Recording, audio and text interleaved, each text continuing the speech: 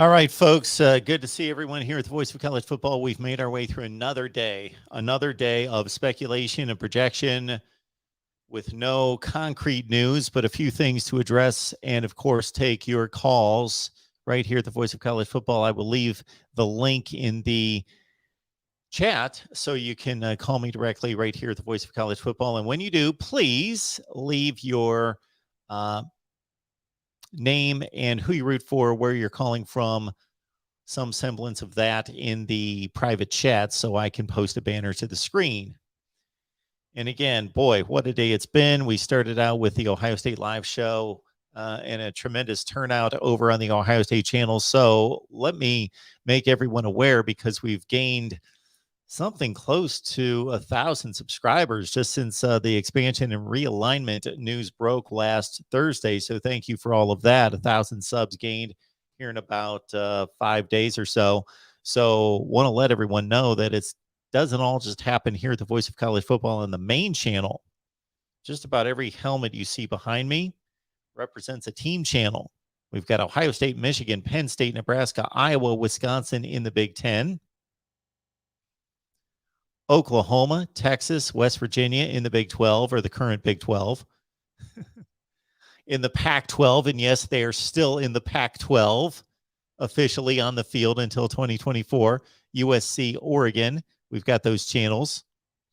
And then in the SEC, we've got an SEC channel, also Alabama, Auburn, Texas A&M, LSU, Tennessee, Florida, Georgia. And then over in the ACC, we've got a Virginia Tech channel, North Carolina, Miami, Florida State, Clemson, and also a Notre Dame channel as well. So please, again, you've got basically 3 reasons why you would subscribe to any of these channels. Number one would be, if you love that team, please subscribe. We post as much content as we possibly can. And certainly I'm going to be transparent and very upfront that we've got about 6 to 8 channels, something in that range, that nothing's going on right now. We will build them at some point, but difficult for me to produce content for 25 channels. So if you're a North Carolina fan, my apologies. Wisconsin fan, my apologies. And a few other teams, we are not building those channels and doing much right now. Not that you won't find any content, but not much. And I forgot our most recent edition. When I went through the SEC, I'm just not used to saying South Carolina. South Carolina, we've got a South Carolina channel. So please subscribe there. So you want to subscribe because you love that team. You want to subscribe if you're a college football nerd and you want to catch everything, because there is completely different content on all these channels. So what you see right here is a focus generally on national topics right here on the main channel. And then, of course, we do our recruiting. We do our team reports, our position breakdowns, all of that on those specific team channels. So if you're just a nerd who wants to consume everything, you're a geek like me, college football all the time, then you go to those team channels and please subscribe.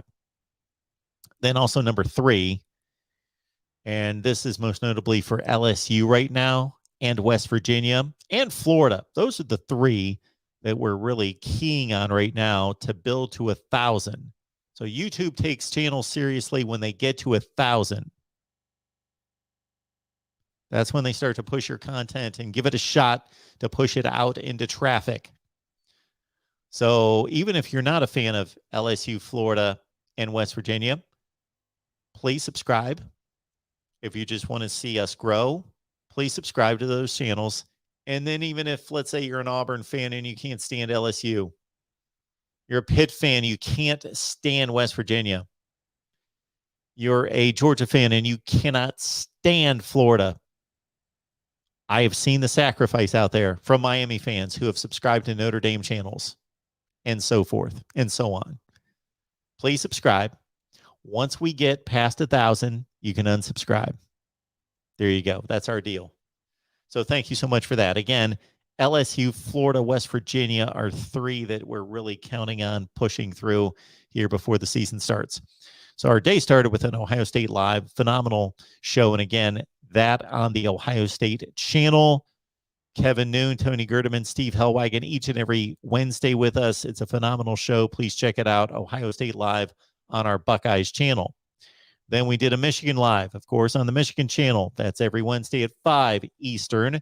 Florida State, we put that on the main channel tonight. Every so often, we will simulcast on the main channel if we've got something of a national topic to review. And then also, if we just want to let people know, hey, we do have a Florida State channel. So get on over there. Our Florida State Live show was a booming success. Great conversation. Talking Florida State, Clemson, possibly to the SEC, maybe to the Big Ten. And then we just wrapped up with Tony Altimore, our favorite consultant and strategist, who has lined up college football junkies all over the map with exactly that, maps of metrics involving academics, most notably, the finances involved, the prowess of the football and athletic programs, and everything that goes into the decisions that are being made by a lot of high-ranking and thick wallet-sized administrators, chancellors, board of regents at these universities weighing their options and joining conferences. So you got the people with options, you get the programs with options. Oregon and Washington, I got to think they've got options, even though the Big Ten is saying for right now, stand by. Notre Dame's got all the options in the world. Notre Dame's sitting pretty. Miami, Florida State, Clemson in the ACC, yes, they are. North Carolina is going to be fine. They are going to have options. Wake Forest,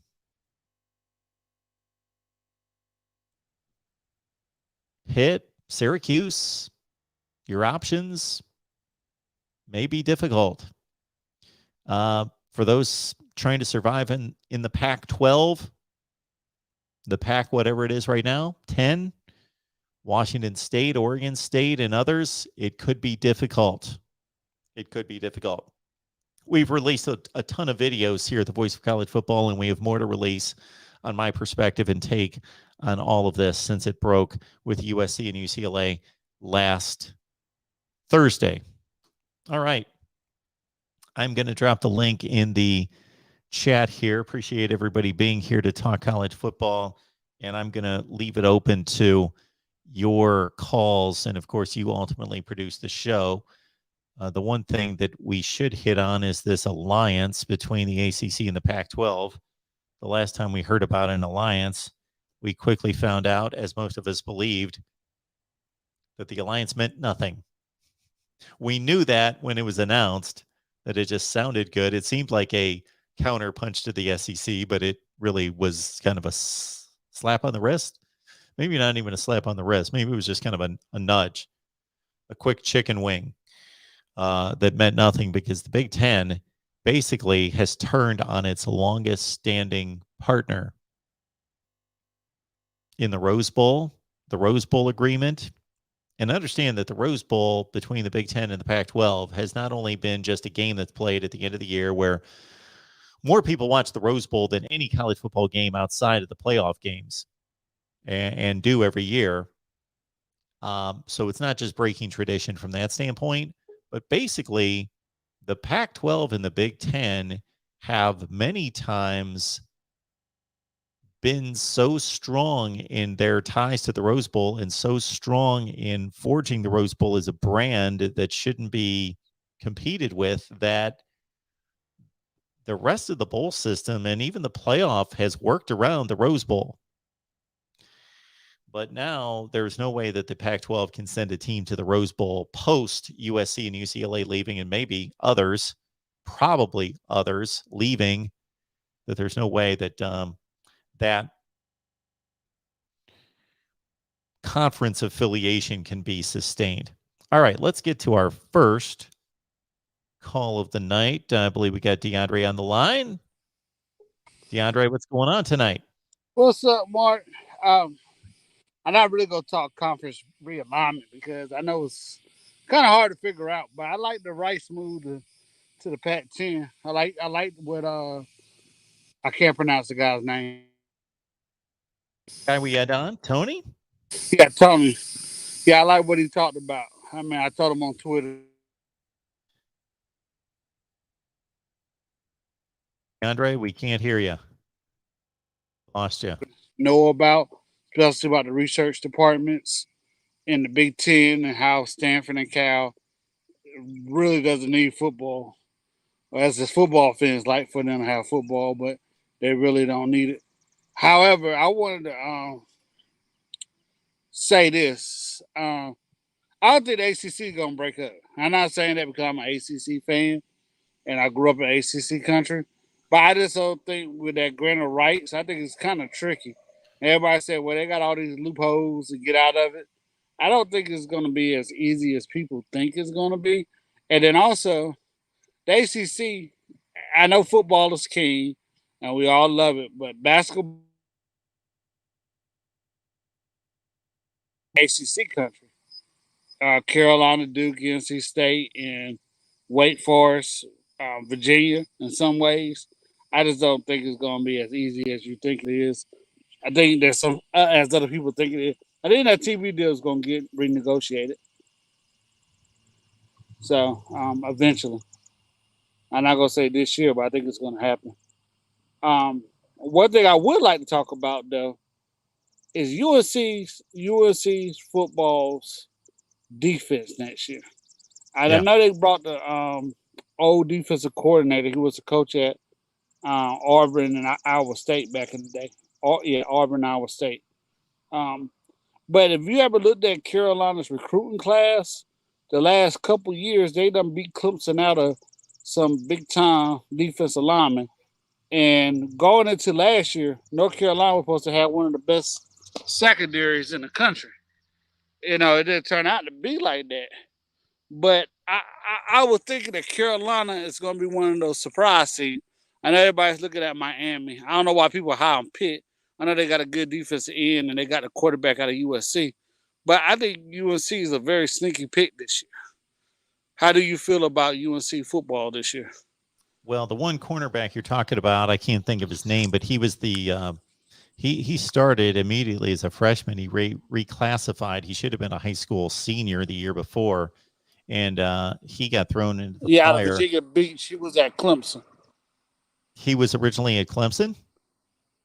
Yeah, he was supposed to go to Clemson. I think it's Matt Daniels, I think it was.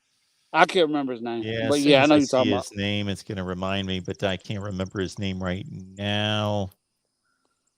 Yeah, it's a situation there in North Carolina. I know that the recruiting has been really good, and I haven't looked at their defense to really tell you. I haven't dived into most of these teams yet.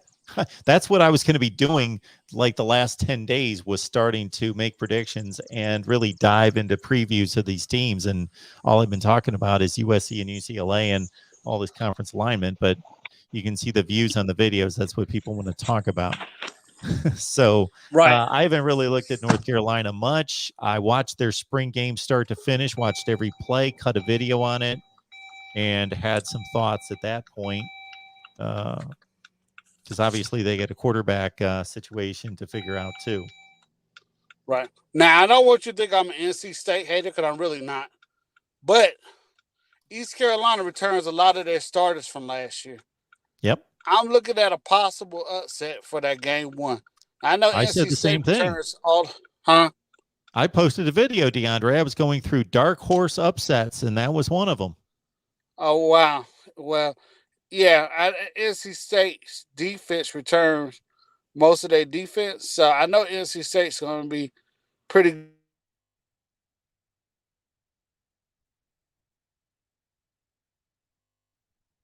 Hey, DeAndre, we may have to cut you loose. You keep cutting out for like 20 or 30 seconds at a time. Hey, DeAndre, we're going to have to cut you loose. If you can hear me, just give me a call back next time we get together on here. All right. Let's go to our next call. We got Lawrence on the line. Lawrence, we appreciate you being here. Welcome into the Voice of College Football. Hey, thanks Lawrence, for having me. How are you? I enjoy your show. Absolutely. I'm doing well. Thank How are you? For that. I just found you the last couple months on YouTube, and I've been monitoring your show and the different outlets you got, and I really enjoy the content. I appreciate it. What's going on tonight? Well, nothing much. Checking you out and enjoying the weather of Ohio. and just waiting for Notre Dame to drop the next bomb in college football. I really feel like they're going to the Big Ten. I think it's too much money involved. They're going to make a lot more money in the Big Ten, even versus being independent.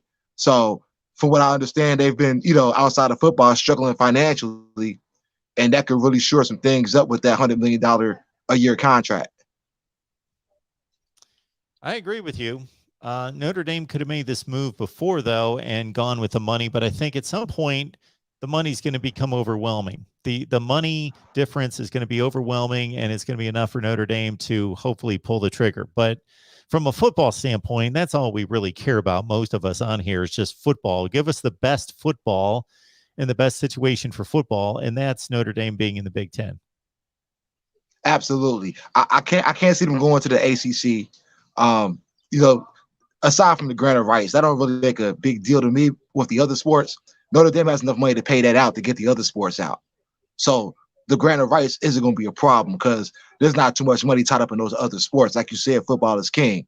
If the ACC was really smart, I did see somebody earlier suggest 4 schools, Cal, Stanford, Oregon, and Washington. I think if the ACC was able to pull off just Oregon and Washington, that'd be a good fit for them, and they'll be at 16. And that'll make their contract very lucrative to connect from east to west, just like how the Big Ten did. Yeah, anytime a conference is vulnerable, and this is the same situation with the Big 12 at this time last year, my recommendation is you have to act before you have anyone else get picked off. And we know that nobody's been picked off from the ACC, but we know that the Big Ten and the SEC are looking at ACC schools. So before you get picked off, fortify and stabilize your own conference by getting a couple valuable commodities like an Oregon or Washington to show Clemson, to show Miami, to show Florida State, hey, we're serious. We're here to stay. You're good. Everything's going to be fine. We've bulked up the conference even more. We're playing with the big boys. Right. Now my understanding is if they do add more schools, that grant of rights deal or the contract with the television network will have to be redone. Is that your understanding? Or that I got to say that with the grant of rights, I've been kind of pulled back and forth on this because I go to certain sources that say there are a lot of things that can be worked through with the grant of rights, and even though it's a pretty strong contract through 2036, that there's a number of loopholes. One being that if the competition, meaning the SEC, the Big Ten, their contracts and their TV payout becomes so substantial that there's a point in the grant of rights that basically says that there's an out for that kind of condition. If you can show where there's an option to make 3 times as much money somewhere else, that there's an option to get out and also pay the $100 million or whatever it is. I think that's the figure to get out of it. But I've heard, we just had a conversation with our guy, Tony Altimore, on the Miami show, and he's more ironclad based on some of the things that he's gathering, that this grant of rights is extremely difficult to get rid of. So, Lawrence, we appreciate the conversation. Appreciate you calling. We're going to keep it moving here at the Voice of College Football. Before we bring in McD, we appreciate you being here as well. Let me get to this super chat contribution here from Lemansky. Lemansky, appreciate you being here. Thank you for that. Quote, how valuable are college football programs? So that's the title of our last live stream. Content by Mr. Mark was riveting. Again, we had Tony Altimore on for that. Must watch. Thank you for that, Lemansky. Discover a lady, rock star, and a dirt bag you have heard of. Good stuff, Lemansky. Thanks so much for watching and promoting that stuff across the board. McD, you on the line with us? Mark, can you hear me? I got you. How's it going? All right, cool.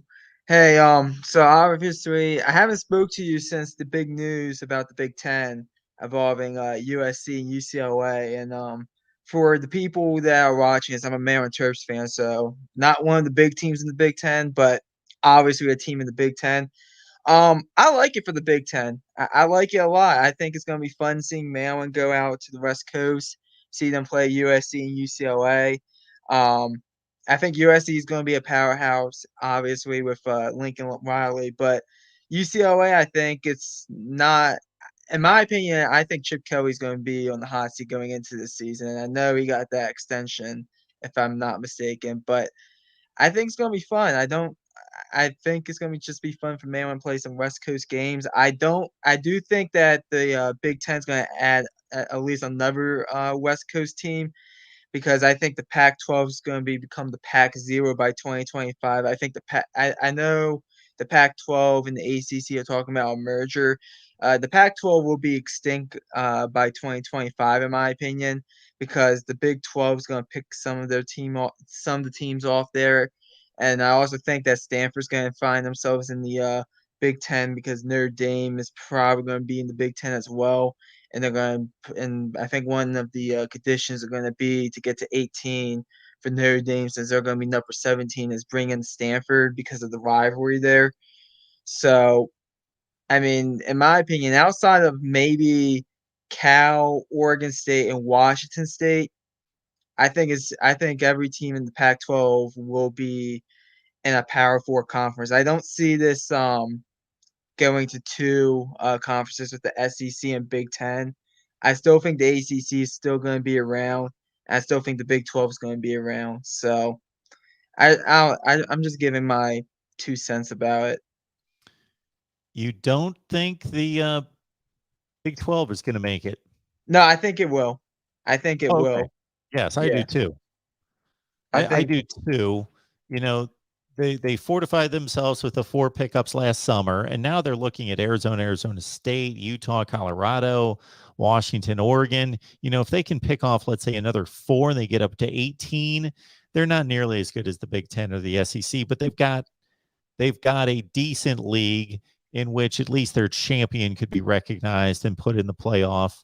In an expanded playoff, they might have a difficult sell until then if it stays at 4, but you know they've got a pretty solid football product there with what they already have, and they're all over the country. And you know, this may come down to 3 conferences.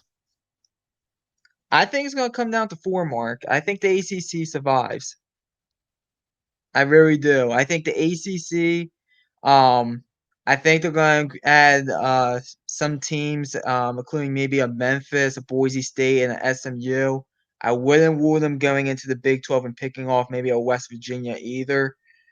But I think the ACC is going to survive. They have that TV contract, and it's going to be very tough for some of these teams to just get out of the ACC with the contract. It's like $100 million buyout.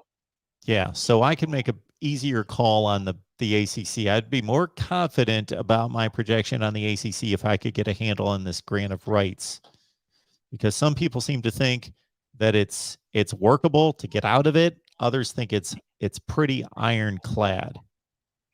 From what I've read, it's pretty ironclad. Okay. So that's why I think they're going to survive. Now, it's a horrible TV contract, but I think the Pac-12 is going to be gone by 2025.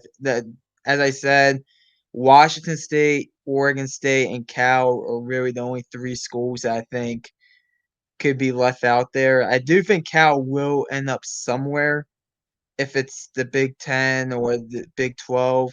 I could see maybe Oregon State and Washington State ending up in the Big 12 if Washington and Oregon goes there eventually. But I think those 3 schools are those are the 3 schools in the Pac-12 I'm worried about.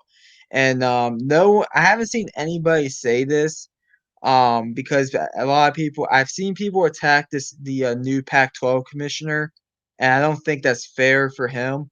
You need to attack the commissioner before him that's rearing the Pac-12. Absolutely. Larry Scott, did I get the name correctly? I know it's Larry something. Larry Scott. He is the sole reason why the Pac-12 is in this position. The sole reason, in my opinion. He held the Pac-12 back probably for decades. because they were going to be extinct by 2025. He ruined Pac-12, the Pac-12, in my opinion. Absolutely. He's been the conference commissioner for like 12 years prior to Klyakov taking over, and that was like less than a year ago. So you cannot blame a guy who just took over this mess and a horrible TV network, the Pac-12 network, and all the problems, that the Pac-12 has left at his feet. He's not going to have been able to clean that up in less than a year. So yeah, that's all Larry Scott and where he left this conference. Yeah, I haven't seen anybody say that, so I just wanted to say it. So I don't like going after people, but I think it's deserved that if someone goes after him, so I'll take the blunt for that. But anyways, Mark, just want to give my 2 cents about it. It's interesting. I'm fired up about it. Thanks for taking my call, and go Terps. Thanks, McD. Appreciate you being here. I will say that the call about Boise State to the ACC, I don't see a lot of value there. I don't necessarily. I think the ACC certainly has its priorities when it comes to academics, just like the Big Ten. I don't think that Boise State brings enough eyeballs to the TV sets, nor to the academic prowess of the ACC. I don't really see that coming. Maybe if there's an Oregon, Washington contingent from the Northwest, maybe Boise State would have a shot to jump on that bandwagon, but I doubt it. All right, let's get a Cal fan's perspective. I like this because Cal has been completely off the radar in these conversations. I brought them into the conversation, not that I was the one to bring them into the conversation. Let me not state it like that. But in terms of our discussions here on this channel, I posted a video a few days ago where I stacked up Stanford, Oregon, Washington, Utah, Colorado, and Cal and compared them as football programs, financial commodities, academic institutions, and then in regards to their TV prowess. And we had that conversation. But we got Alex on the line talking some Cal football. Alex, how are you? Hey, Mark, how are you? This has been a hell of a few days. I'll tell you that. But like I just sent you a comment that Cal would rather go independent than Mountain West Conference, and I have quite a few things to say if you don't mind, but Sure. Let me put it this way. So we were one of the progenitors of the major conference on the West Coast, the Pacific Coast Conference, 107 years ago. And so to hear 5 days ago, tradition is gone. That was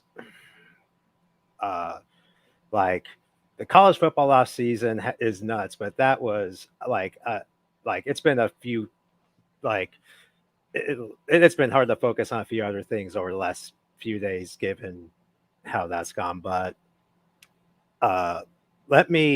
so conventional wisdom is gone, right? Like 5 years ago, you're saying the LA schools are going to be playing the Big Ten. You'd be like, that's nonsense. So conventional wisdom is gone.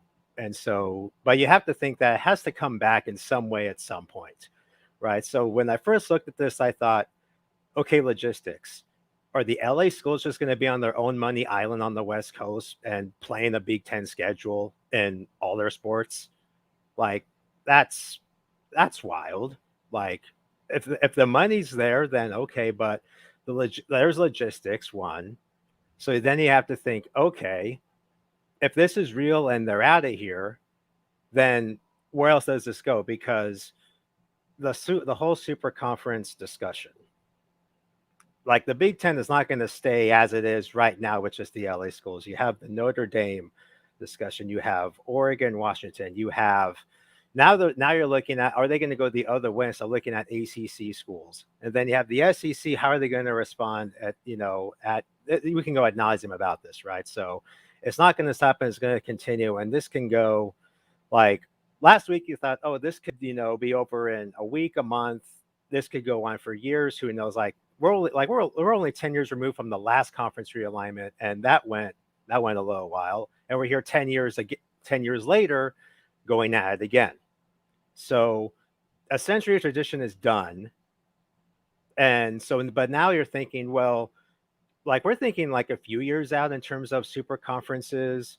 Like now we're talking about the NCAA possibly like being phased out completely. We're talking like the SEC, Big Ten having its own playoff, but really like there has to be some thought of what structure do we want to have for, you're thinking about college football, but really intercollegiate athletics going out, several years from now. Like what's this going to look like in 10, 20 plus years, right? So you have to think longer term on some of these discussions, right? So if we think a little longer term here, the Big Ten wants to set up a revenue, the revenue model wants to be able to continue to grow sustainably, for years and decades potentially, right? So you have to think through, you have to really think through if you're going to 20, 24, 28, 32, who knows? We don't know where this goes. So I want to discuss, and this has kind of been mentioned. Like I think John Canzano threw this out there, right? That he talked to a former executive at Fox Sports, and he said essentially the Bay Area market value was like 90 million, whereas Oregon and Washington, like Seattle, Portland, what have you, was more like 60, right? But I think the headline people were saying was that Stanford was 45 and Oregon was 30. So there was another video on YouTube put out that mentioned this, and here's like something to really consider here, which is concentration of Big Ten alumni, not including the new Big Ten alumni, right, outside of LA. Where's the main concentration of Big Ten alumni? And I actually see this quite a bit here in San Francisco. The Bay Area has a lot of Big Ten alums.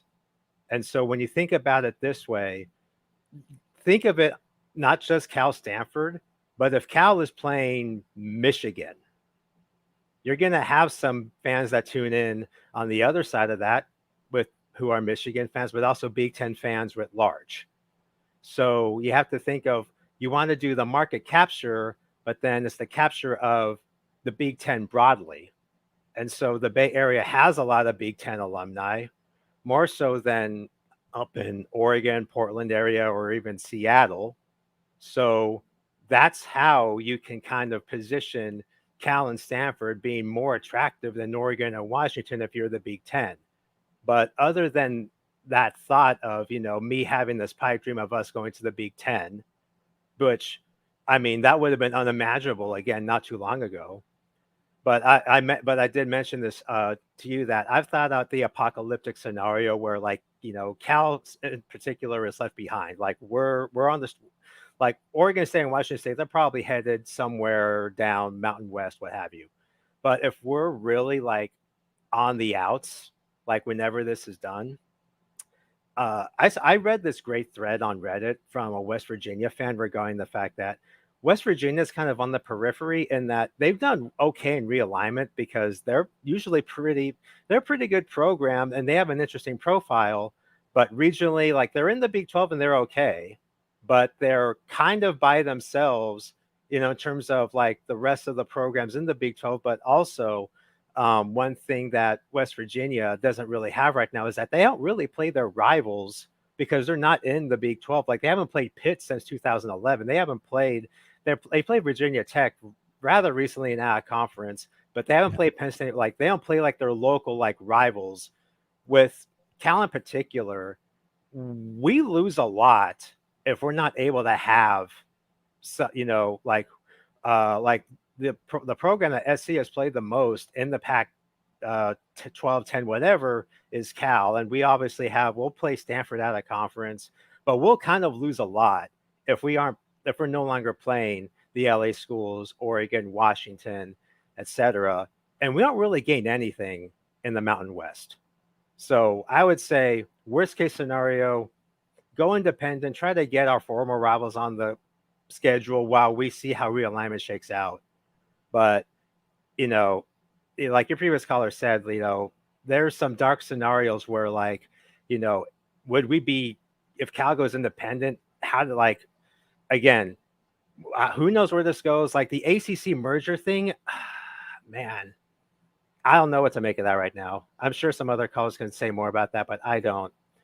But I know I've said quite a lot. I know some users are saying I'm really dragging on, but man, like in 24 hours, we could be talking a completely different like outlook. It's Big Ten could turn on a dime and send invites which way, wherever. But man, this is and just someone mentioned this, and I forgot to say so.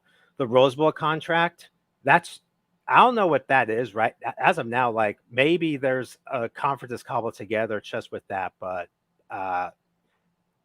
this is all just so baffling, and like at least from the Cal angle, like it's hard to imagine like a really clear outlook at this point. And yeah.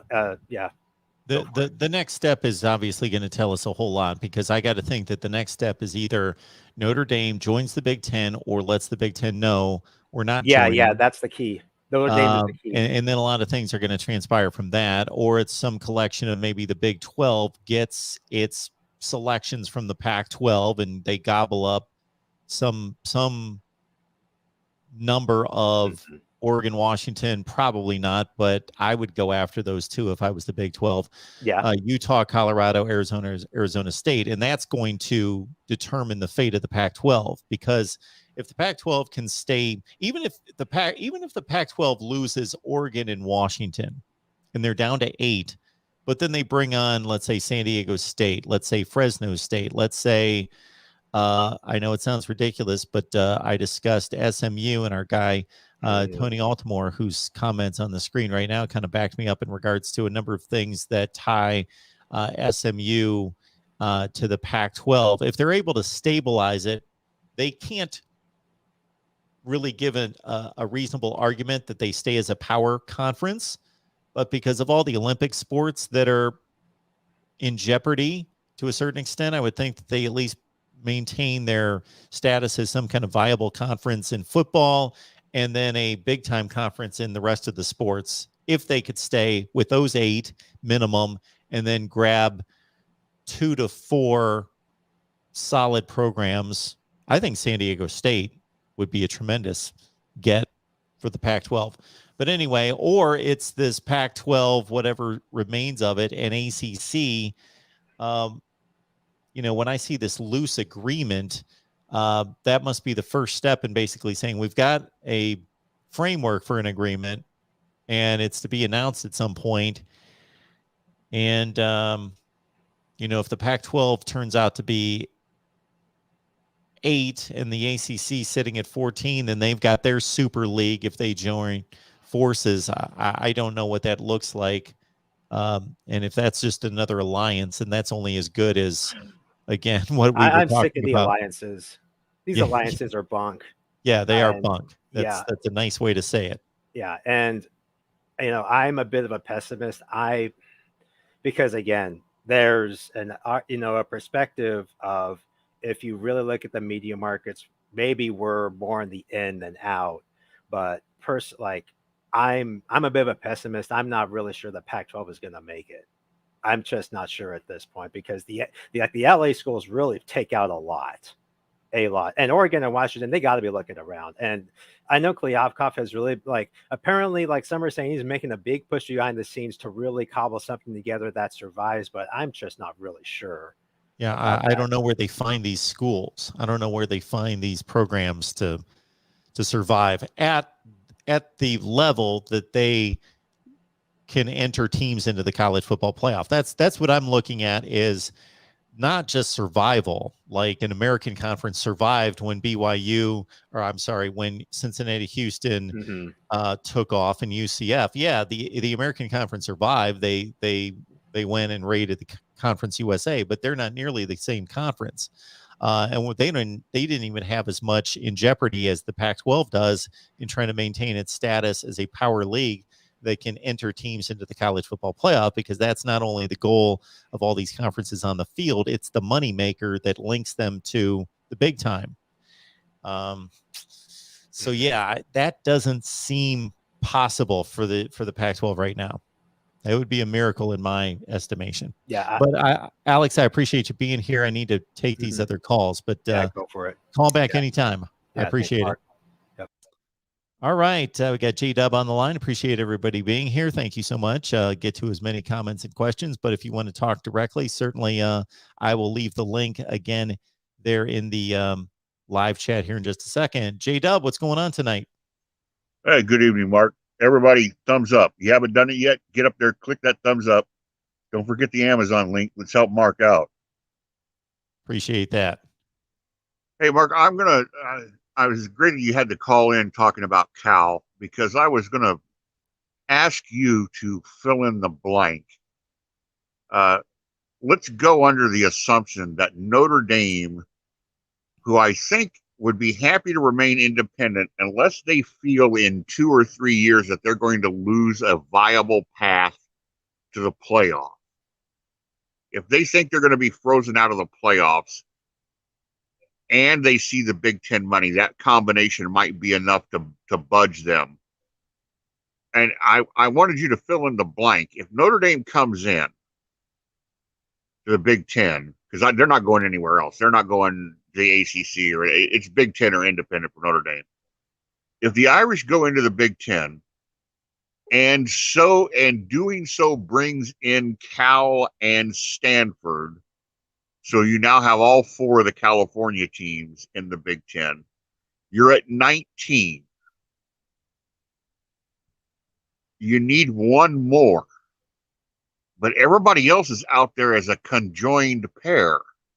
North Carolina and Duke is a conjoined pair. Oregon, Washington's a kind of a conjoined pair. Who's getting the call and who's getting the cold shoulder to be that 20th team?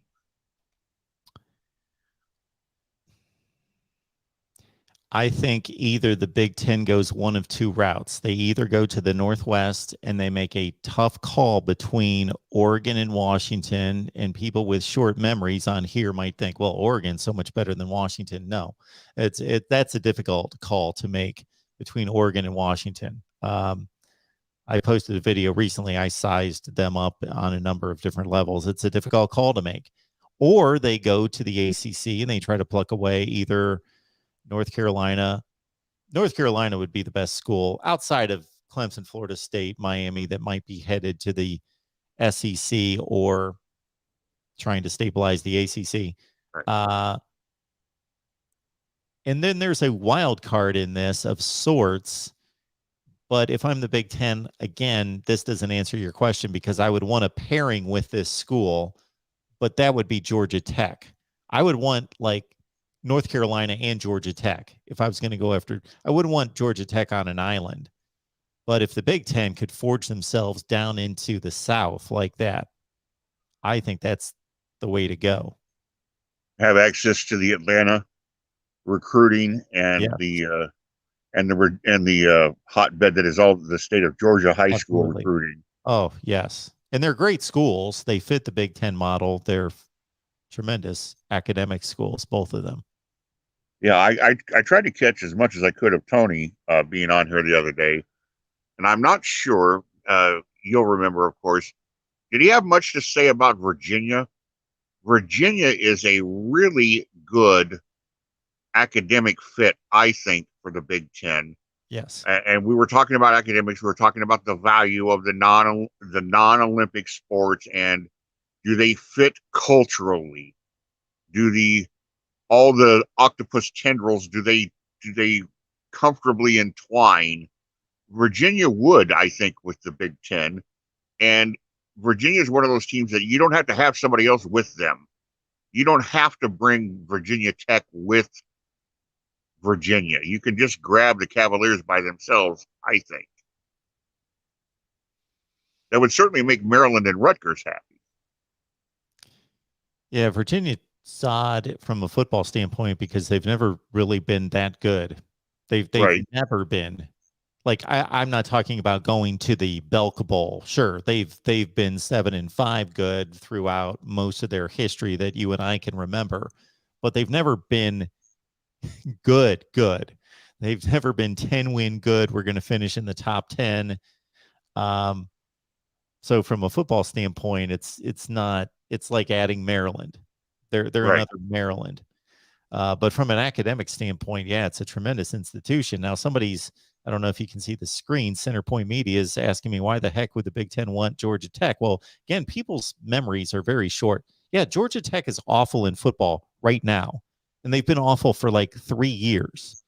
They have a new head coach, Jeff Collins. He's obviously not getting the job done, but that's all tied to coaching. I'm not selling Georgia Tech as some major power, but over the recent history of the ACC in the last 15 to 20 years, they've gone to as many conference championship games as anybody not named Clemson or Florida State. They just won an Orange Bowl 6 years ago. They can be good, and they tie the Big Ten and drive a stake in that Georgia recruiting and that Atlanta market that produces, along with Houston, more NFL players than any city in America. I would think long and hard about Georgia Tech if I was the Big Ten, or maybe I wouldn't think long and hard. Yeah. If again, this is all under and we're going to drive ourselves crazy. All of us are with the possible scenarios. But again, we're going on the assumption that Notre Dame, Stanford, and Cal have joined. So who's the fourth one? And I think the fourth one I agree with you. I like the idea of getting Georgia Tech and then having my teams playing down at Bobby Dodd. Let's just stick a finger in the eye of the SEC and have Michigan and Ohio State and Wisconsin and Iowa and Penn State show up in Atlanta every so often and try to get into the recruiting mix down there. That would be a way they could do that. But I also think, to me, and again, you can't have the millennials memory. They're thinking of the last 6 or 7 years. Washington is a much more established football program than Oregon is. Absolutely, they are.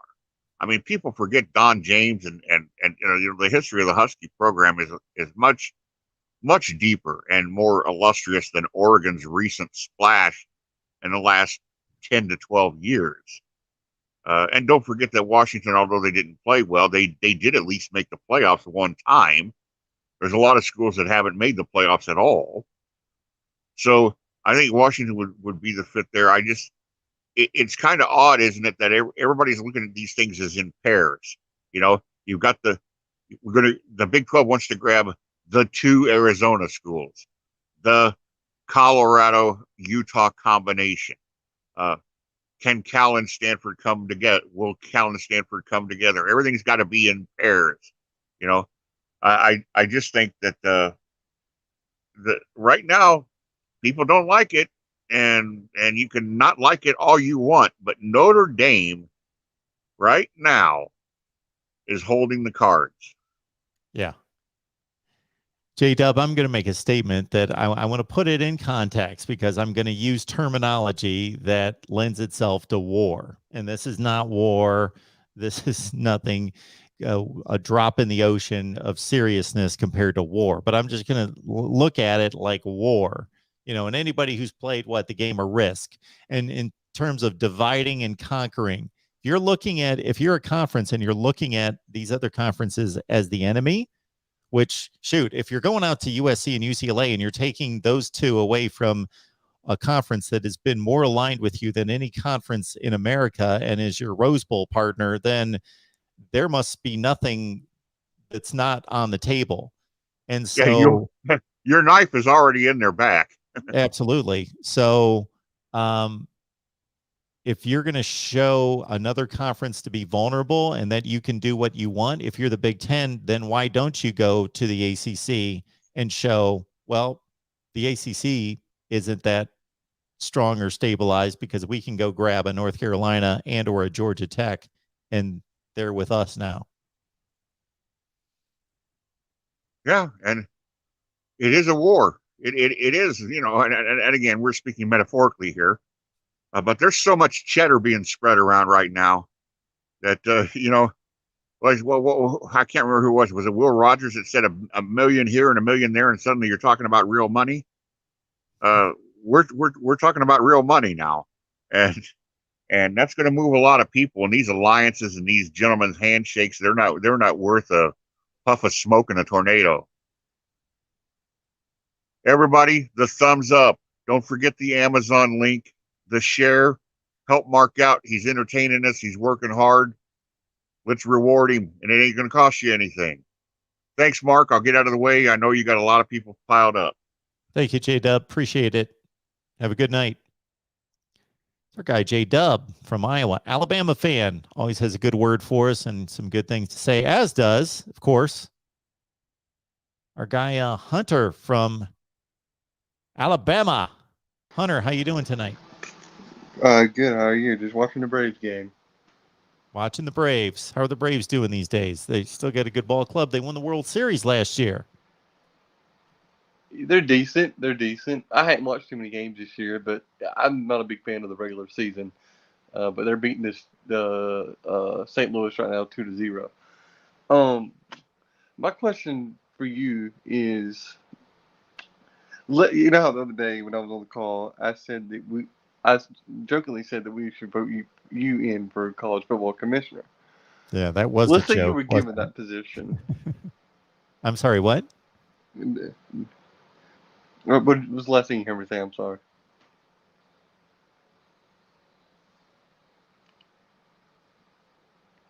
Can you hear me? I'm sorry. Yeah, we got you, Hunter. I just missed I said, your last comment.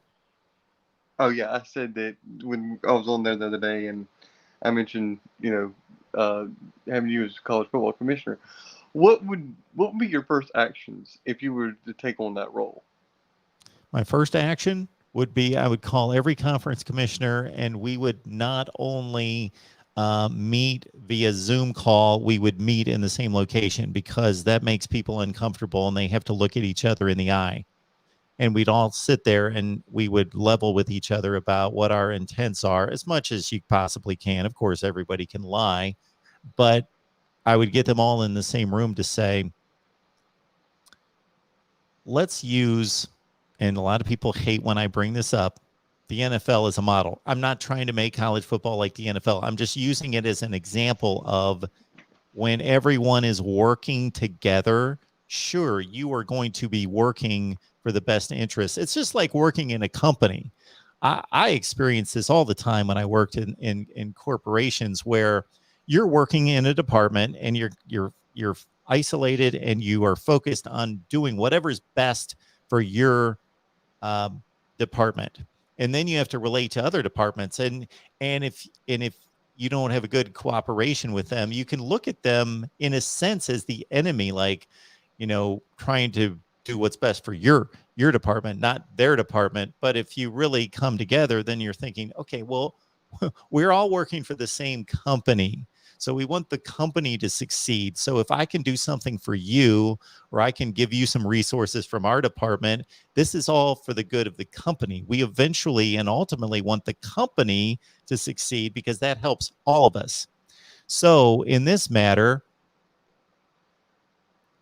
what you just installed, whether that's a commissioner or a governing body, I don't want to say it solves all the problems, but it changes the whole dynamic from everybody's out for themselves to, okay, well, we've got a governing body that is going to make decisions based on the good of all. So we're going to spread the wealth. We're going to spread the distribution of teams. We're going to organize conferences that can still make a ton of money for everyone, but they're going to be divided in such a way that fans are back to being comfortable with, oh, I'm an SEC fan. These are SEC schools. They make sense to the fabric of the SEC in the Southeast. Oh, I'm a Pac-12 fan. These are the teams in the schools that I can relate to, that I grew up with, and all of that. And you can restructure the whole thing, and you make the same amount of money total, but it's just not the SEC making $1 zillion and the Big Ten makes $1 zillion, and the Big 12 is just trying to survive, just grabbing up anybody with a pulse. And then the rest of them, who knows if they're going to survive? No, there's going to be a thriving ACC and a thriving Pac-12 and a thriving Big Ten and SEC, etc. But we'd all look each other in the eye, and that would be my pitch to them would be, we now have a governing body, and you are not completely in charge. You're in charge of your conference, all the rules within your conference, but as it pertains to competing against everyone else, you can't just grab schools from whomever you want. No, we all work together. I don't think that the schools and athletic directors should be able to make schedules. Because, oh, I don't either. Because now, especially with all this realignment, there's no reason that Alabama, for example, should be playing the Citadel and Mercer. I understand there has to be a way that we can help those schools out as far as the money situation, but still not have those cupcake games. I just don't think it's good for the sport. It's not good for the sport if taken to an extreme, and we might be on the cusp of an extreme, but I don't see an issue with, as long as see this is what a governing body or a commissioner can take care of, is not just the scheduling of the individual teams and making sure it's equitable. So what drives me crazy is when I see somebody like, I think this year Georgia Tech plays Georgia, Notre Dame, and UCF out of conference. That's awesome. That's great. I applaud them. Not that they had much to do with the Notre Dame situation, because they get given that by the ACC, but they understand that we're already playing Notre Dame this year. We already play Georgia. We're going to schedule UCF too. So I honor that. While we've seen Baylor schedules in the past where they've played Lamar, Sam Houston State, Rice, and Texas State, and that's their out of conference. And it's like, what's going on? So not only to make it equitable from that standpoint, but also to look at the entire schedule and understand that sometimes we've got weeks where, we don't really have that many great games. We've got like 3 decent games. I don't mind. But that could all be reviewed if you had a scheduling system and not everyone running out making their own schedules. Then they would be in charge of looking at the entirety of the schedule to make sure it works for college football. And I don't mind maybe one of those games. Exactly, because Hunter, not to cut you off, just let me finish my point real quick. What those games do is not only fund those athletic departments for that particular school, the Citadel, that comes to Tuscaloosa and gets handed $1.3 million, and they lose 55-3, and they turn around and they get their $1.3 million that helps subsidize, a bunch of Olympic sports or whatever they've got.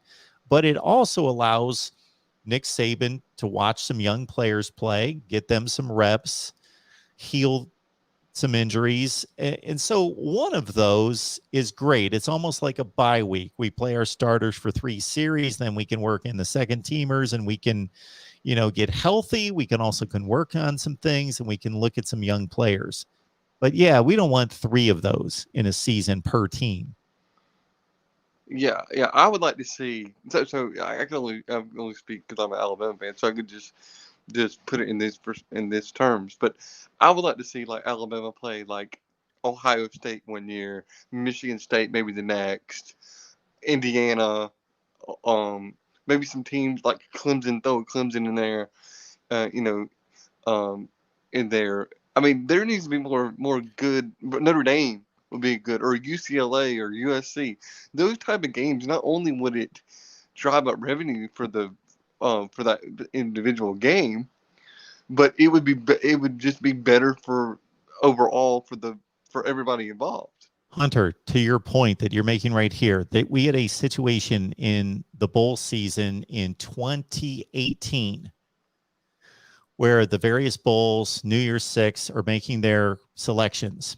And what results is we've got an LSU-UCF matchup in the Fiesta Bowl, and we've got a Michigan-Florida game in the Peach Bowl. Now, that sounds fine on the surface, but here's the problem.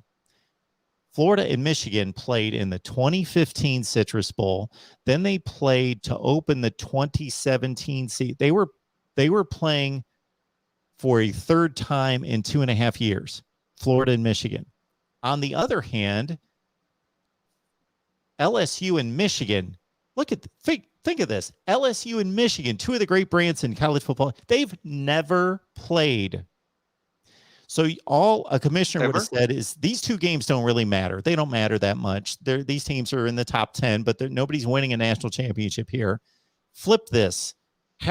Who doesn't want to see Florida play UCF in a major bowl game and see Michigan and LSU play in them? Not see Michigan and Florida play for the third time in 2.5 years and not see UCF and Florida play. Make decisions like that. Strong scheduling decisions. Yeah. One more quick thing that I want to kind of point out to all the Alabama fans that might want to be watching. I follow recruiting very closely, and I've heard some of the comments that have been made by some Alabama fans over the last week or so. I don't know if you're aware, Mark, but Alabama has gotten 2 commitments from 2 JUCO players. One's a wide receiver, Malik Benson, and then the other one is a linebacker.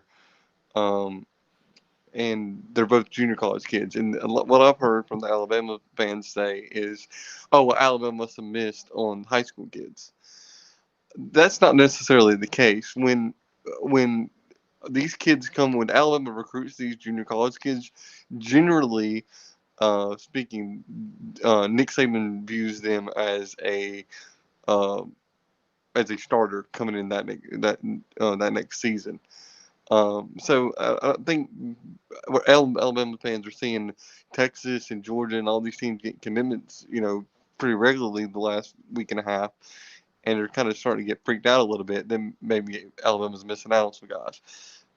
Nick Saban's going to get the guys that he might not get every single player that he wants, but he's going to get the guys that he thinks is quality enough. And I think us as a fan base just need to just chill out just a second and wait these next few months and see how all this recruiting shakes out. These Alabama fans, they have paid attention to the previous classes, correct? They understand how this ends, right? It happens every year, though, Mark. It happens every year. It happens every year. It is frustrating because I understand how this works. I mean, I understand ever since Saban's been there.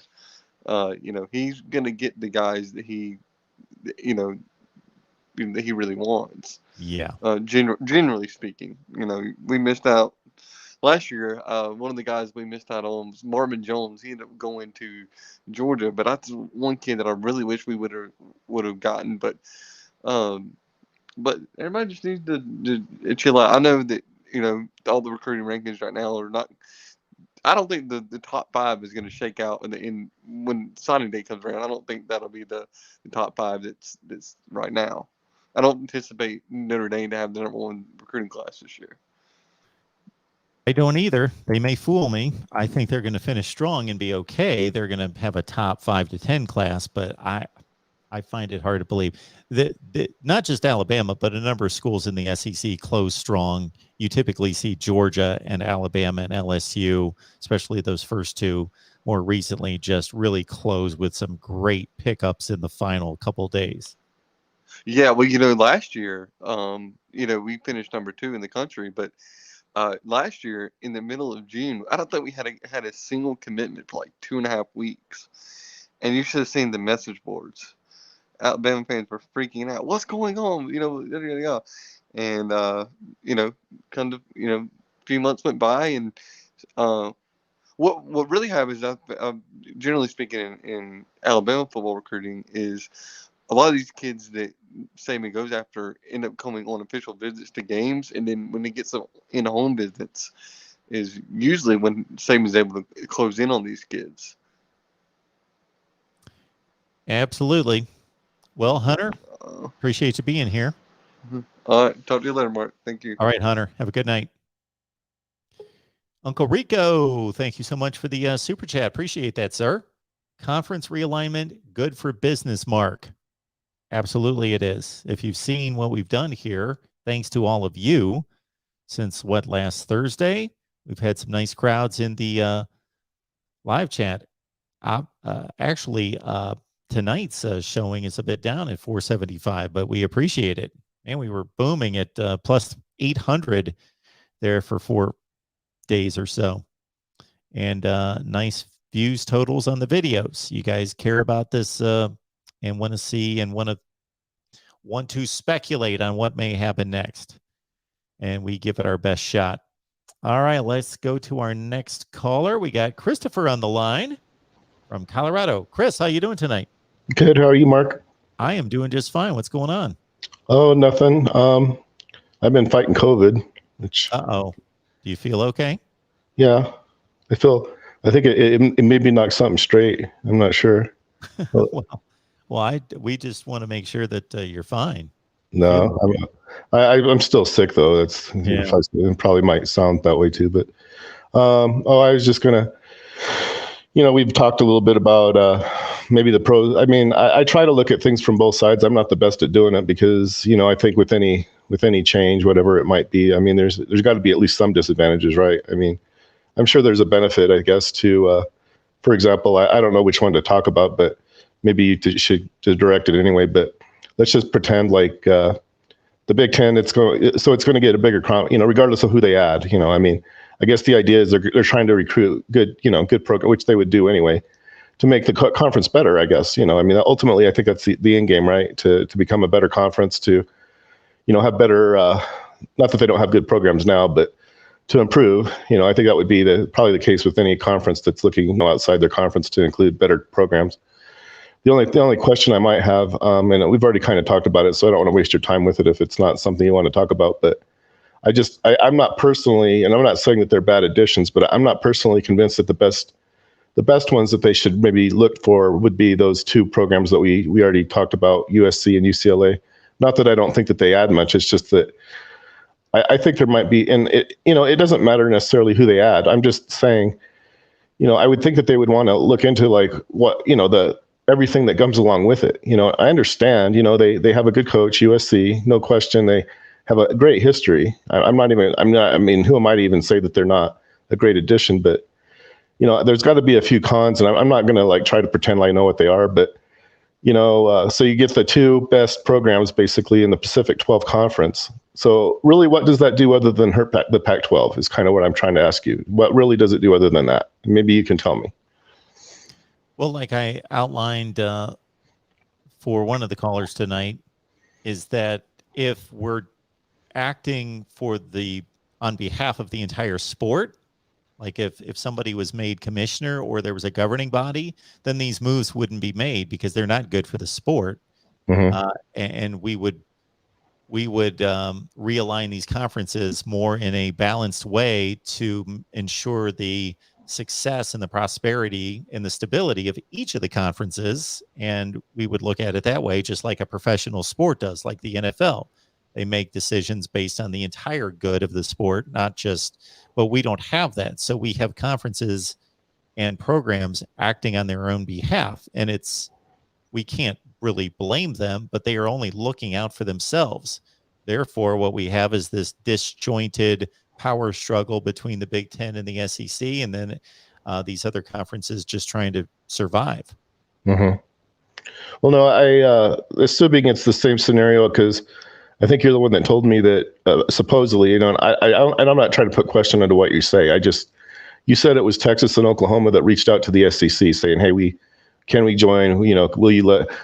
Honestly, I'm a little suspicious about that. The reason I'm suspicious is I had heard, at least rumblings that there was a possibility before that ever happened, actually, and that Texas and Oklahoma might actually want to, kind of like what you were saying with, that they might actually want to, be interested in joining the Big Ten. So I'm wondering if maybe part of the reason that they left the Big 12 was to maybe beat the Big Ten to the punch, and I think that Big Ten, maybe they didn't really sense the urgency about it, maybe. And so I kind of wonder whether, I'm not saying that you didn't give the right information. I'm just asking you, is it possible maybe that the SEC, I'm not saying they did anything wrong, but to try to undermine the Big Ten, I kind of wonder if there's a little bit of trying, we need to, because they're the two best conferences, and maybe the SEC's thinking, hey, if we could bring in these two top, blue bloods into our, under our umbrella, that not only will we get two quality programs that'll make our conference a better conference, that'll also undermine the Big Ten, assuming the Big Ten wanted those teams. I wouldn't know if they did or not, but maybe you can tell me a little bit more about it. Well, I can't tell you too much more about it because everything that you just stated is feasible. I only made the comment about Oklahoma and Texas reaching out to the SEC because that's what was generally reported by large services. I can't verify that personally. I don't have connections at the University of Texas and OU to substantiate at high levels that that's the way it went. That's just like it's been rumored by a number of services and platforms recently that Washington and Oregon reached out to the Big Ten and applied for membership. Well, I'm not saying it's a bad move for anybody, really. I mean, I've already kind of told you. So that's why I don't like repeating myself, because I think people don't like to hear some people don't even like to hear what I have to say at all, which, I'm sorry that they feel that way. But I do. I want to hear what you have to say. Well, no, I mean, I'm limited in what I understand. I mean, it probably comes through in how I present it, and we're all limited on what we understand. Well, I attended, I'm just going to let you know what I know. I mean, that's about all I can really do. I attended University of Colorado some time ago, and it made it, I got a generally good impression about, I've been to Colorado. I know what it's like, and I don't know how it compares to the other conference members. I mean, I wouldn't know, but I don't know if the Colorado would be a good fit or not, but, looking, I don't know what they look at. I did, I don't know if you've seen it yet. I mean, it takes me a long time to evaluate each. I think it's a little bit better than maybe even what you might want to admit. You did a history some time ago, 2 or 3 months ago, maybe, of where you thought every institution fell against the spread or whatever. Well, I did one that's based solely on winning percentage, and it's under that. I put it under that. Hang on just a second, Chris. I'm trying to understand what you're alluding to that I did. That I did a history of every team against the spread, the point spread. Well, no, you did like your own assessment of where you thought each program stood against each other, I guess. I call it the spread. That's what I call the spread. I know it's not maybe the way you interpret it. But the all-time rankings, where I ranked them based on winning percentage and conference championships, et cetera, all that. Yeah. Yes. Okay. I know how to go. And the only reason I know how to do it is that's what I'm trying to explain to you. I attended college and I learned a few things there, Not that makes me special. I mean, anybody could probably do the same thing.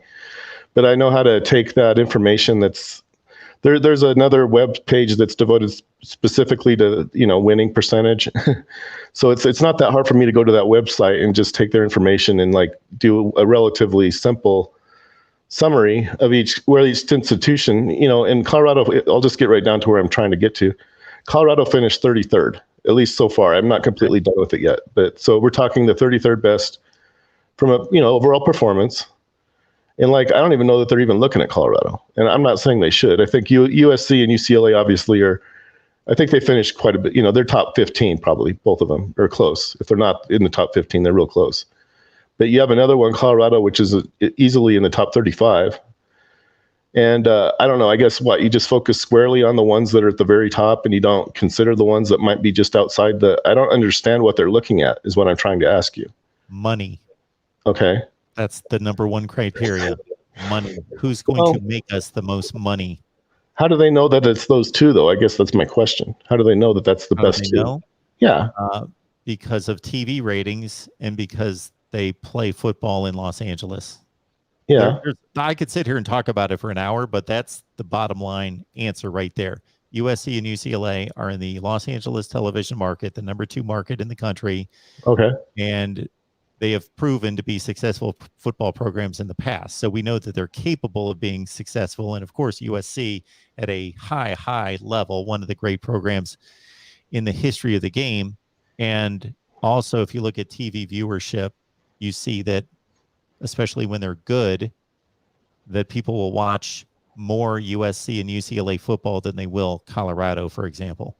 Well, I guess, if you consider Colorado, and I'm not trying to necessarily, even though I'm from Colorado, I'm always just trying to, I think one criticism I've gotten is always just, he's a wonk, he's trying to, push Colorado because, well, look, how big is that Colorado market just to be fair? I mean, we're talking, I know the population of the state, I don't know, it's maybe 3 million, maybe. The Denver market is 16th. Well, okay, that's fine. I understand what you're trying to tell me, but strong market. That's a strong market. I say that in a complimentary sort of way. Uh-huh. Well, it's not Los Angeles. I understand that. I mean, you're night and day as far as that goes, but so it's all based on what? People with a, I don't see how that necessarily matters. I mean, I understand it does to extent. Why does it matter? Well, why is Nebraska there then? If it's all about Lincoln, Nebraska, that's a huge market, that's got to be, that's got to be one of the best ones you could ever bring in was Lincoln, Nebraska, Because Nebraska football draws Okay, television ratings. they're an outstanding and also the program. fact I'm not trivializing Nebraska. I think they're like maybe top 5. I mean, I'm pretty sure they are, in terms of the thing I was telling you about, I'm pretty sure they're a top 5 program. But, it's like, so we get talking Colorado top 35 versus the top 5. I just don't see how there's a huge difference in terms of, I mean, yeah, you can bring in the very, very, very best and you'll have a very, very, very good conference. But I just think at some point, it's like, I don't know that there's that big of a difference between, I think if you weigh the pros and cons, that's all I'm saying, weigh the pros and cons. Colorado, just for whatever, I don't know that it really matters. Colorado Avalanche just won the Stanley Cup, and it was like the first win they've had there since, I think, 2001. They won in 2001. So we're talking, it took them 20 years to do it over the time they won it again. And, it took a while, but, they just won a Stanley Cup. I would think, if it were me, I would think, well, that might be a pretty good market to tap into, is what I'm thinking. Maybe me not knowing up from down. It is a decent market to tap into if you don't have any other options. But the Big Ten had the option of Los Angeles and USC and UCLA, and there is absolutely no comparison between USC and UCLA and Colorado. Well, I know what you're saying, but USC's won like 13 in a row. I think the record, Colorado, I don't think's ever beaten USC. It's like 0-13, maybe even worse. But, I don't know that sometimes I kind of wonder if some of those things are as important as potential upside, I guess. Moving forward, I mean, I don't know that you could, I mean, I could be completely all wrong and completely all wet, but I really don't think you could do much better than Colorado. That's just my opinion. But, people don't have to like that. Do much. Chris, understand right now the Big Ten is talking to Notre Dame. Sure. And you just made the statement that they can't do much better than Colorado. Yeah. As a potential, I'm not saying Colorado's the greatest program. I mean, they've never really been that great, even when they had the best teams that they had. Do you want me to list the number of schools that the Big Ten could get that would be better than Colorado? Well, part of the reason they lost their coach was because Michigan State, that didn't really seem right to me, Mark. Colorado made all this to bring this coach in. They were just as they were starting to kind of maybe just begin to have a little bit of good fortune with him. Then he up and goes to Michigan State. I mean, what's that all about? To me, that's like, I didn't really, not that I think that one coach makes all the difference, but, the Colorado's just starting to kind of get their feet, And the next thing you know, he's up and going, and he said he was committed to Colorado until the day he landed in Lansing. And then from that point on, I guess he was committed to Michigan State, whatever. But I mean, maybe they're better off not having him there, but No, they're not better. Well, because Michigan State just won a New Year's Six game and Mel Tucker's a really good coach. Now he's got to show over a long period of time and back that up. But that's business, Chris. Mel Tucker was working in Colorado. Colorado was a top 50 or 60 job in the country. And he was making, I forget, I've looked at the numbers in the past when it all went down. I don't remember them. He was making what, $2.5 or $3 million a year. Okay. He gets offered like $5.5 million to coach at Michigan State, which is more like a top 15 to 25 program in the country.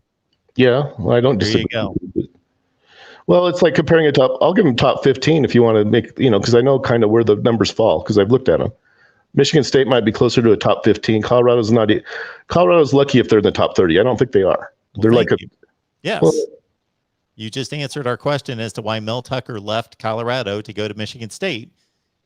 Just like we just answered the question why the Big Ten would go after USC and UCLA and not Colorado.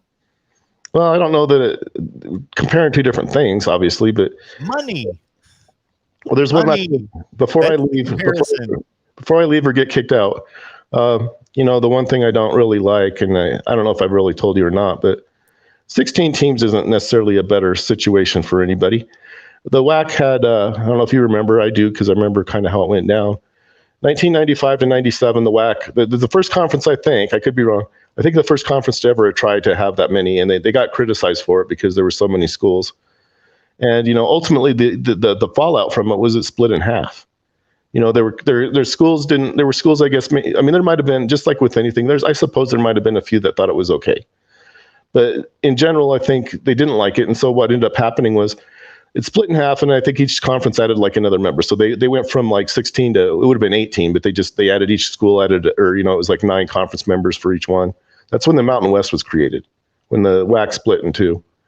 And then the WAC went on with but the reason they did it was the schools that were part of it didn't think it was the greatest thing. I don't know exactly all the reasons what went into it, but they weren't happy with it, And so 16's been tried before, and then the fallout from it was that it split itself in half. Okay.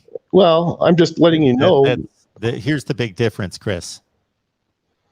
Those teams had other options in leaving the WAC. Not really. Well, they did. They went to other conferences. They created a conference that wasn't there. I mean, the Mountain West, that's when the Mountain West was born. The SEC teams are not going to be leaving the SEC. Well, no, I'm trying to give you advance notice that if they're so hell bent on having 16 teams, be prepared for the fallout. The fallout's probably going to be fallout going to be splitting in half. I mean, I just told you. Really? That the SEC is going to split? Yeah, it will. Then you put 16 teams together, it's like it's like the idea that having more chefs in the kitchen makes for a better, it doesn't work like that. What it's going to be is they've done just fine for the last 12 or 13 years with 14, and for the previous 30 years with 12. And they're adding 2 of the best football programs in the country. The SEC has and will have television contracts that will bind all those teams together, and they're making more money than they can ever count because of these TV contracts. Yeah, there will not be teams leaving the SEC. Although it split itself in half. It won't go anywhere. Yeah, it'll split in half. I can almost guarantee that's what's going to happen. Okay. We'll mark you down. Everybody, Chris said that the SEC is going to split in half. In what time frame is this going to happen? Well, no, my point is, you're missing my point. My point is, and then I was trying to lead into another point, but the Mountain West Conference obviously has 12 teams. That's probably the smartest configuration that anybody could have. 12 is and if everybody had 12 conference members, maybe I'm just saying if everybody had 12, how many conferences there would be in all of Division I? It's pretty easy I'll just tell you, it's 21. I think that might be a good thing. Everybody have 12. Then, you're not looking outside because it's like everybody, if everybody, I think that might be the best way to organize it without, making everybody have to do it. Chris, I can answer this dilemma in one sentence. Basically, what you're saying is not wrong, but there is not a commissioner or a governing body to do what's good for everyone. So that's not going to happen. Well, I don't know if it'll happen or not, but I think that might be the smartest way to, and then so the conferences that already have 12, it's like just ask them if they like it or not. That's all you have to do. Ask the Mountain West or the MAC. The MAC has 12. Who out of the Power 5 conferences has 12 teams right this second? Pac-12. That would be the Pac-12. How's that working out for them? Well, they're not going to exist here in a few months. All right, Chris, I need to take some other calls. I appreciate you being here. Have a good day. Thanks, Chris.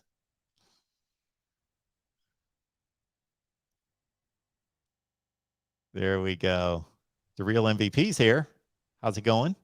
It's going, Mark. It was going and kept going and kept going. I know. So I'm sometimes criticized for letting people talk too long, and other times I'm applauded for letting people talk and have their time. So I didn't have an issue with what Chris was saying, but he sometimes goes into a kind of a fantasy world that's not going to I agree with him. If everybody cooperated, then we would have a different situation, but that's not.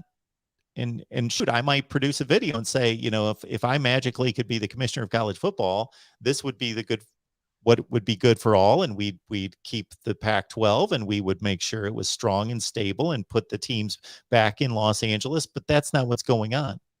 Yeah. And I doubt also the SEC will ever split up.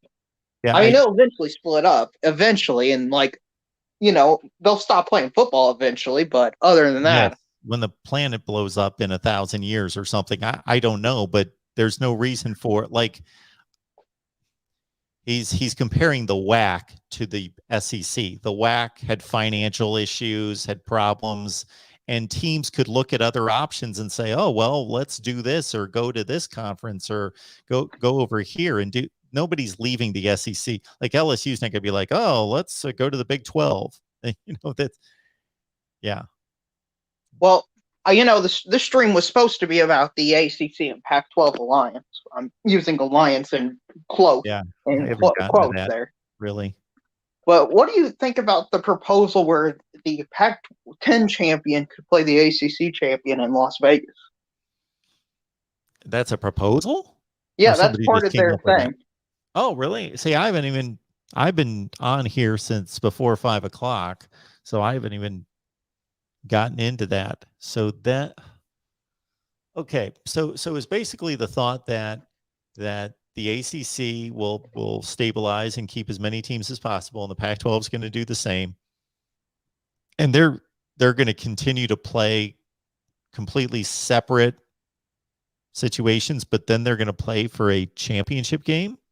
Yes, and they're also encouraging themselves to play each other in non-conference games more This often. almost sounds like the alliance, except for they added this next step of a championship game. Yeah. Basically.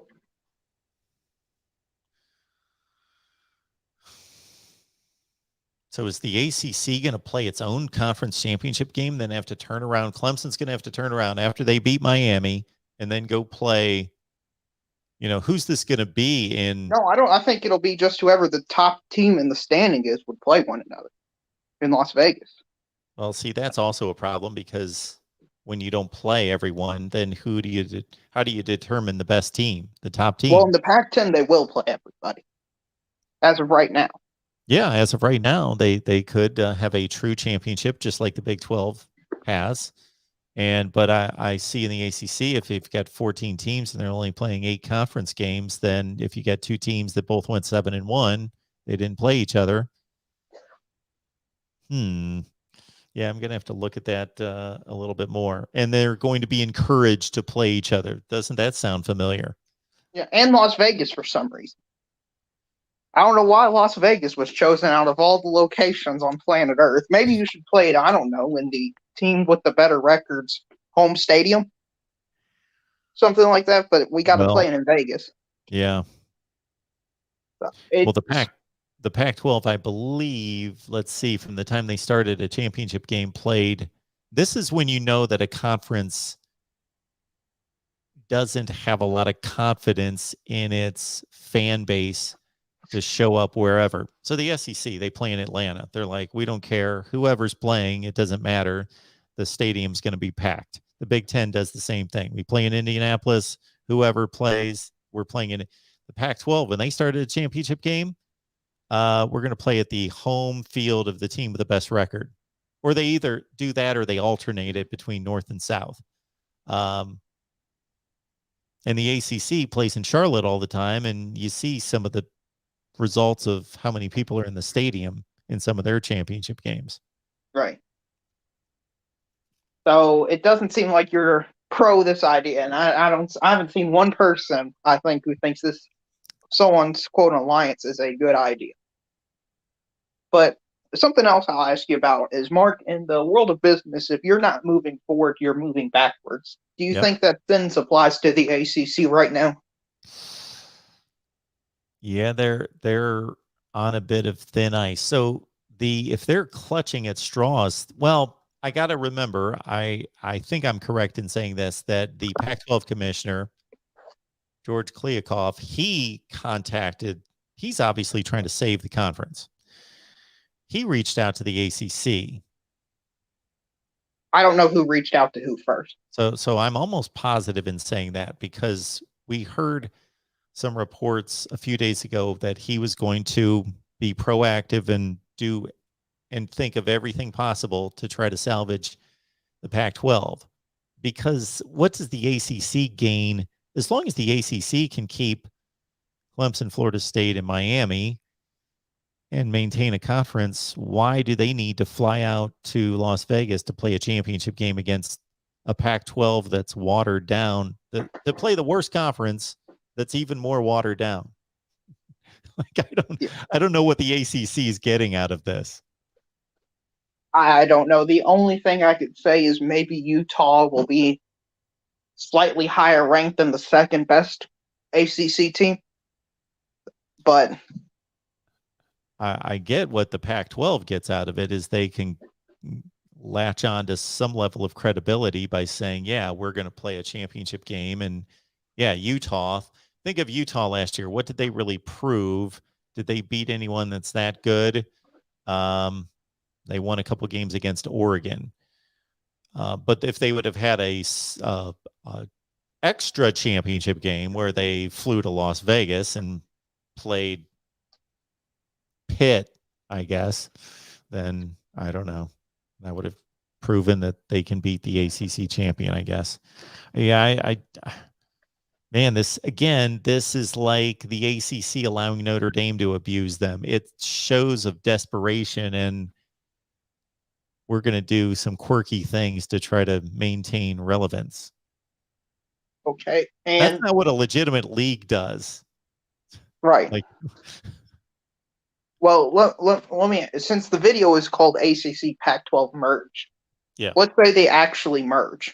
Okay, Yep. There's a few teams that the SEC takes away or the Big Ten takes away. Who would the merger involve? Well, I gotta think, if I'm the SEC or the Big Ten, and I think that this is legitimately going to happen between the ACC and the Pac-12, I think, well, together, the way they currently are constructed, that suddenly turns into a formidable league, because you would have 24 teams, and they would include Clemson, Florida State, Miami, NC State, Utah, Oregon, Washington. So I would think, wow, okay, well, that's pretty formidable. So to cut them off, if I'm the SEC, I'm going to Clemson, Miami, Florida State, maybe somebody else. I'm doing the same thing if I'm the Big Ten. I'm back out to talk to Washington and Oregon, and maybe even go to North Carolina, Virginia, and I'm cutting them off from ever challenging us at that level.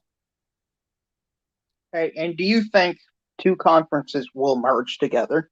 Do you think that's just not going to happen?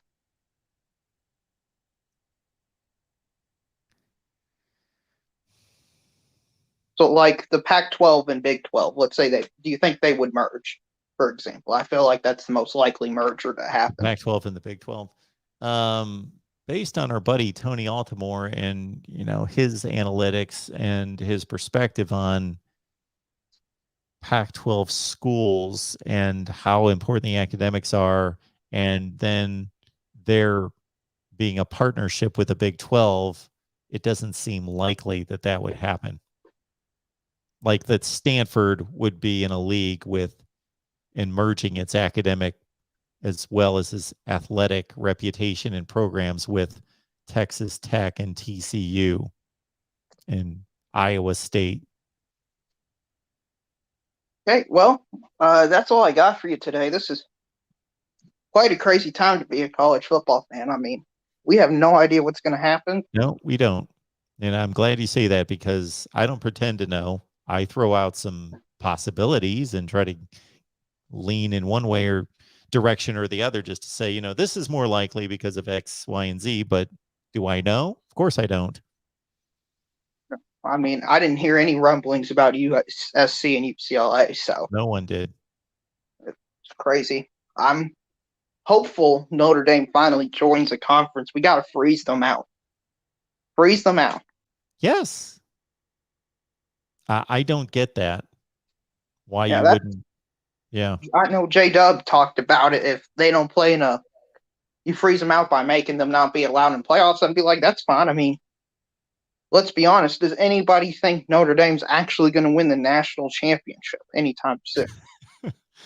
Well, do I enjoy watching Notre Dame football? Yes. Do I want them to be part of all this? Yes. Do they have a great tradition? Yes, yes, yes. I can answer yes to a bunch of questions.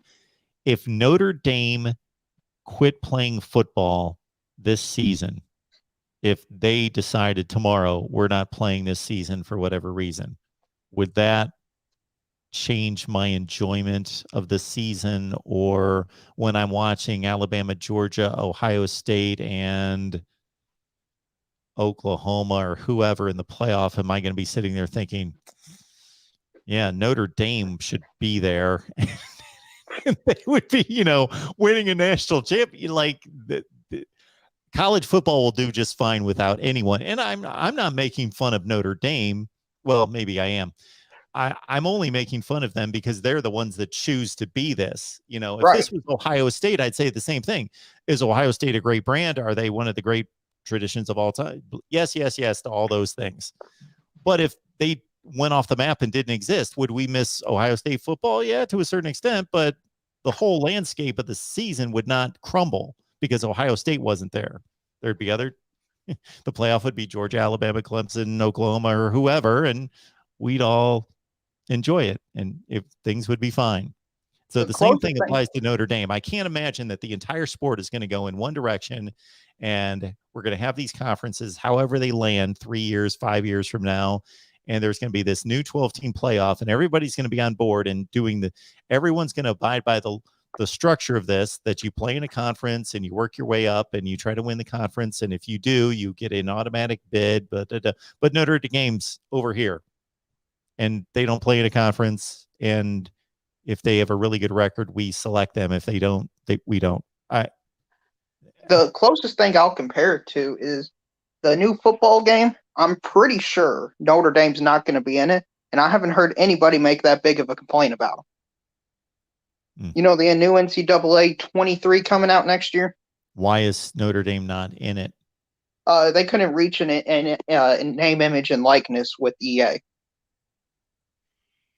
Yeah, it'd be interesting to know how many less people purchase that game. I'm guessing 0, 3, 7, somewhere around there. Whatever the number is. I can't imagine, I'm suddenly not going to play this game I love playing because Notre Dame's not there. The same thing here. Would we miss Notre Dame not being in? I'm sorry to say, I wouldn't. Now, if you said, you would have to rebrand one whole team channel. If you said, we're eliminating Notre Dame, Penn State, Michigan, NC State, you named it like 18 teams. Well, suddenly, yeah, absolutely. This is a completely different sport, and this is horrible. We don't have as many teams, but we can miss one team. They're not special. Well, Mark, that's all I got for you. And thanks, man. See you next time. We'll see you. Appreciate it. All right. We've got our next caller here at the Voice of College Football. Who's on the line? Colvarks. Hello there. How's it going? How are Good, you? How are you? Yeah, where are you calling from? I'm a Nebraska fan, so. All right. So very cool. I was just curious about what are the chances that besides Notre Dame, the Big Ten isn't that excited or that interested in further expansion? Because we've, of course, seen it was USC and UCLA who originally approached them. Yeah. With this whole idea to join. The Big Ten wasn't originally looking to expand. I know that they probably really want Notre Dame. I think that makes sense. But other than that, is there anyone else major that they'd really be considering? Well, we know that they've given their hold off to Oregon, Washington. Exactly. So that seems a bit strange that if they really wanted, if you're a company and somebody makes that offer to you, that if you really wanted them or were interested in them, that you would give them this, hang on. That just seems like, I don't know if that's because the Big Ten wants to find out if Notre Dame's going to come on board. Are we going to entice them by saying, we will allow you to either select or have a major voice in who else we select. And Mhm. if Notre Dame says, you know what, we want Stanford in, that's going to flip the whole deal, and Notre Dame and Stanford come. And that's why, because you would either think that the Big Ten would say, thanks, but no thanks to Oregon and Washington, or they would accept their application, one or the other. Like, Yeah. it's kind of strange that, and so maybe that's part of it. So you're asking if Notre Dame accepts, if the Big Ten might say, you know what, we don't need anyone else, we're good, and they've got 17 teams. I don't know how that works in a schedule. Well, we so I both- tried. Sorry. Go ahead. I tried thinking about this. They could do with 17 teams. You'd obviously be able to play 16. So for a football schedule, you could have 2 teams you play every year, and then you play the other 7 one year, and then the other 7 the next, Okay. and you alternate. So, I mean, the scheduling doesn't work terribly if you do 2-7-7. You'd Oh, play it's 2-7-7. Gotcha. you'd play a play 9 game. everyone. You'd play Okay. everyone's stadium every 4 years. So Yeah. I think it could work out pretty well. The only thing you have to think about is, like, if it's only UCLA and USC, they both need 2 rivals. USC would probably be Notre Dame, but who does UCLA play for their second rival? So it could get a little weird with who has what rivals, but I think they can make it work. So personally, I think that's the case. The other thing I wanted to bring up was, it kind of surprised me that Notre Dame is truly considering staying independent if they can, because if you look at the Big Ten's offering, it just surprises me that Notre Dame would pass up on that. I get their tradition and everything, but all of their big rivals are in the Big Ten now. You've got USC, Michigan State, Michigan. There's a lot of different teams there for them to play, and it just surprises me that they're still holding on to this reputation. Yeah, so we know what the financial disparity is between what they currently earn versus what the Big Ten teams earn and what they would earn with Notre Dame on board. But and this is where I don't pretend to have the answer or have the knowledge of the situation to Yeah. where how much the academic portion of this weighs in. So Notre Dame's endowment, I looked this up recently. I don't know. I don't recall the number of the Notre Dame endowment, but it supersedes the football by tons. It's Yeah. in the billions. hmm So I don't know if, of course, the athletic budget is the athletic budget, and it doesn't overlap with the various academic budgets. Yeah. But at the same time, I don't know if Notre Dame is, because of that, because of their academic standing and financial resources, when they take it all into total, think, you know, we want to maintain this brand, this independence for a number of reasons, because it just continues to. So with all my criticisms of Notre Dame, they're never directed at Notre Dame in regards to them doing anything wrong. They can do whatever they want as long as they're allowed to do it. And that's they're making decisions in their best interest. So I've got nothing against Notre Dame.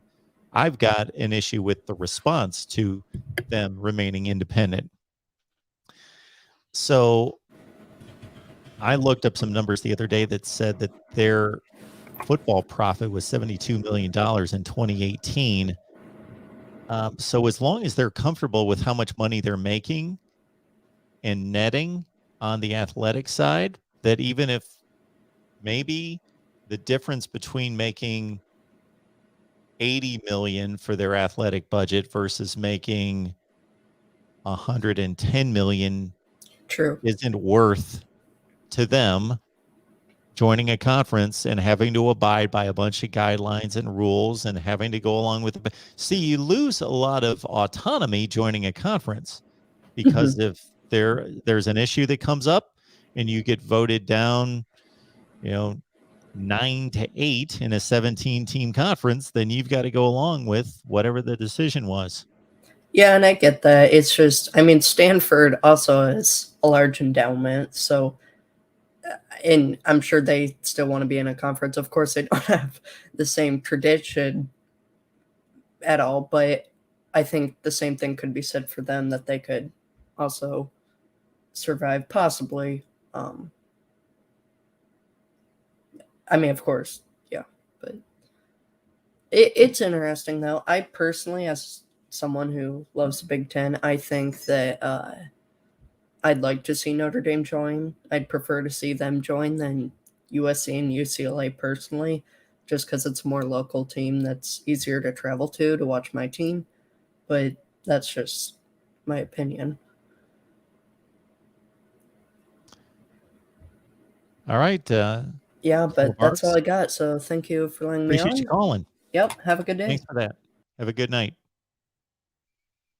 All right. Benjamin letting us know Notre Dame endowment is $13.3 billion. That sounds right. As far as I can find, crashing stock market probably hurting that. Yeah.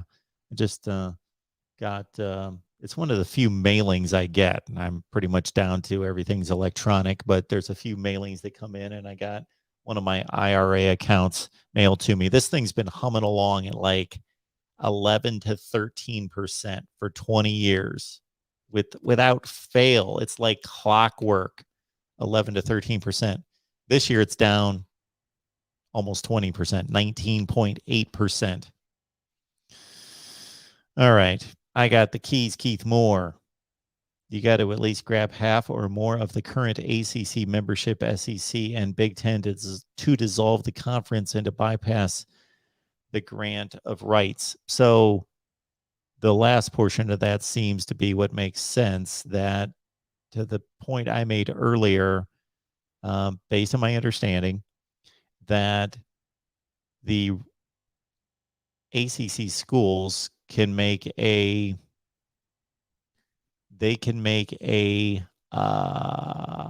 fight. They can make a case against the grant of rights if they can establish that because there's been attrition to the conference that has deteriorated the value of the conference, and the disparity between our current TV contract and what is being offered by somebody else is so exorbitant that there's some kind of a loophole there.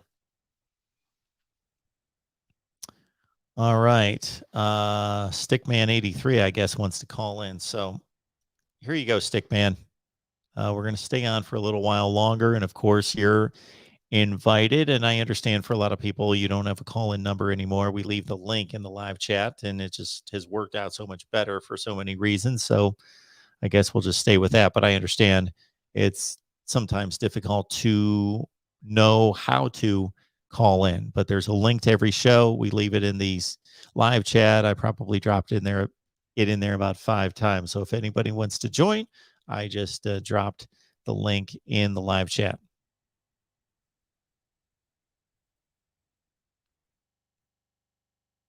But thanks so much for the contribution.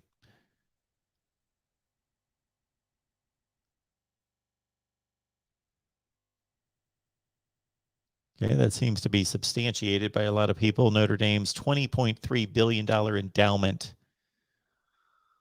All right. We got Will on the line. I think he's going to have something to say about ND. How's it going, Will? Pretty good. Mark, I was actually going to talk about the ACC Pac-12 first. That was what I had on my mind.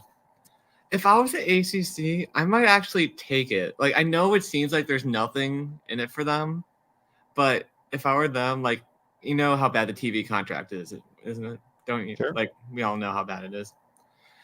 I would be, if I were at ACC, I would still be terrified of FSU, Miami, and Clemson going to the SEC. Like, after the USC, UCLA leaving, like, I would take it, honestly. Like, I know geographically it does not make any sense, and it pretty much just gives away any regionalism that we have left. Well, I guess the SEC has some. So if you're Clemson, Miami, or Florida State, and what about merging with the Pac-12 or establishing some kind of alliance and extra tier championship game? I don't know what that really proves to anybody besides just being a moneymaker. Anytime you play an extra game, you just make money. What is about that that's going to keep you in the ACC? Well, I think most of these schools just care about money. Like, I feel like every school besides Notre Dame really just cares about money. And as long as they still can get in the playoff. Notre Dame's the only school that doesn't care about money. I shouldn't say that. That was petty. But, I mean, like, I feel like if they can get through the playoff without having to play the tough SEC schedule, I feel like, especially with Miami, I'm not trying to burn Miami or anything, but they haven't really had any success getting to the playoff. And I feel like if they were in the SEC, they would struggle in recruiting against, just like they are now. So I feel like for them, it would be an easier path to the playoff. And that's why I think, at least, I mean, maybe Clemson I could still see leaving, but I feel like Miami and Florida State, it's an easier path to get back to the playoff for Florida State as well. So I feel like they would probably, what's going to be kind of amusing is, let's say the SEC takes on Clemson, Florida State, Miami, and then they grab somebody else to make it an even 20, North Carolina. Look at this conference and think, okay, Vanderbilt's awful. And then there's another one or two programs that are at times not awful, but bad, whether that's Arkansas a few years ago or Missouri now, and they're really not even that bad. So, but somebody's got to lose these games. So it just to see maybe the fan reaction to, you're a Miami fan and you're going to the SEC and you're going 3-5 and finishing tied for 11th place in the SEC. How do you feel about that? I'm not feeling very good, Mark. I feel like it might not even get any better with how established these SEC programs are. Finish like 13th in the SEC with 20 teams. Somebody's got to, like, I think Mississippi State's usually pretty good, and Ole Miss and Arkansas and whomever else you want to fill in the blank, Kentucky, but they're going to be finishing 14th, 15th in the SEC. Yeah. Not good.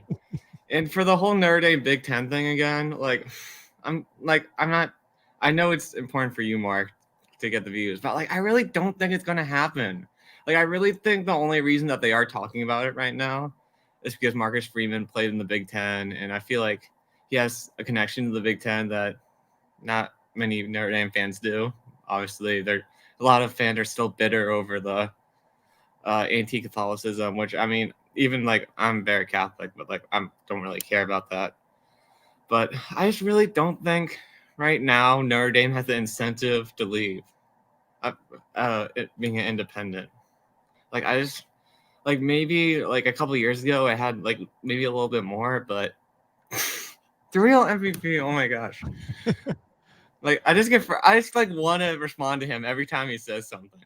Well, you get your chance to respond to me, and I say the same thing. Yeah. But again, I am not blaming Notre Dame in any way.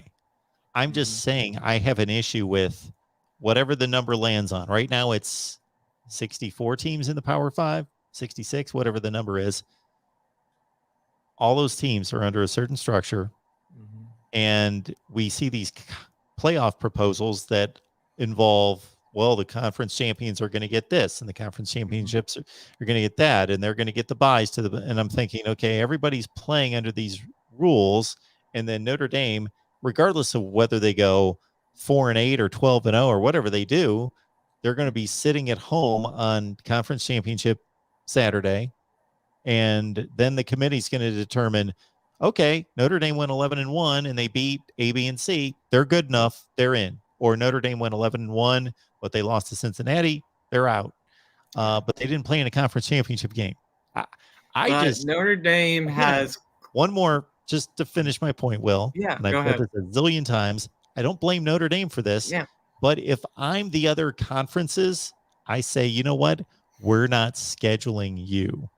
So what's that going to look like when Notre Dame doesn't have a schedule, or their schedule is Georgia State and Tulsa and Tulane and whomever else, Navy? Well, sure, they're going to play Navy, of course, but that's the schedule.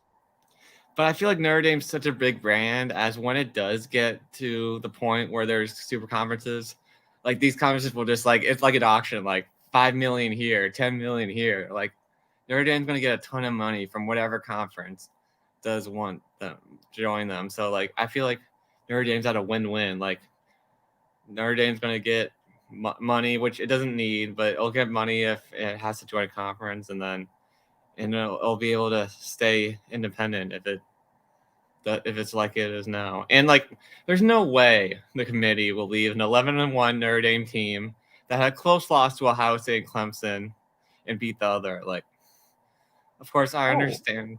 No, they won't. Yeah, of course not. No, the committee should have nothing to do with any of the politics of Notre Dame should be in a conference or should not be in a conference, and they just make the call. What I'm saying is there's one team that will not play in a conference championship game. And I have an idea for the Voice of College Football channel. Oh, okay. I think it would be fun if we did like Discord, we could stream in the Discord, we could watch college football games and we could stream it to the channel. So it's so the chat can kind of react with us, like how we're reacting to the game. Like it would be like me, Tim, One Scoop, John, Tony watching the game, and then. Are you guys ready to have thousands on there with you? I mean, it would be fun, reacting to super chats and responding to them while watching the game. That all sounds good to me. Let's set that up. You guys pick your game of the week, and that would be phenomenal. I love it. All right. Have a great night, Mark. Thanks, Will. Appreciate it. We got, I believe, a Georgia fan, Peaches the Kids, coming up here. And we continue to march on here at the Voice of College Football. Hello. Mark, can you hear me? Can you hear me? I got you. Who am I talking to? Okay, good. Peach the Kid here, man. I'm in a mountain pass right now in Washington. Yeah. But if I lose you, I apologize. It's not my control. You're good. Appreciate the call. But yeah, I've got two things to say, and I got a question for you. Okay, first thing I got to say is Notre Dame only has to answer to the Pope, it seems like. So we just need to get in his pockets, okay, and we'll be all right. Number two, the ACC is that friend that gets attention from the pretty girl, but just can't finish, can't get her back to the house. Yep. Okay, and I feel sorry for him, but at the same time, it's their own damn fault. I mean, why are you flirting with Notre Dame for how many years now? You had it in 2020. You had it. Yeah. You had her in the bag. And you still let her walk all over you, take your money, treat you like dirt, and she goes and sleeps with your buddy. I don't know. 2020 was the pretty girl, and her car was broken down on the side of the road. Exactly. And you were her only ride home. That's it. Yeah. That's it. And my question is this. Okay, so I'm a Georgia fan. My daddy, he graduated from Virginia Tech. Huge Virginia Tech fan. Donates a lot of money to Virginia Tech. He's that's his world, Virginia Tech. Yeah. And he's freaking out, right? And I try to console him, but I don't know what to say. What do I say to my dad? What do I say? Dad, it's going to be okay. The Big Ten's going to come pick you up. I mean, it's not Beamer ball anymore, man. You guys haven't been doing anything.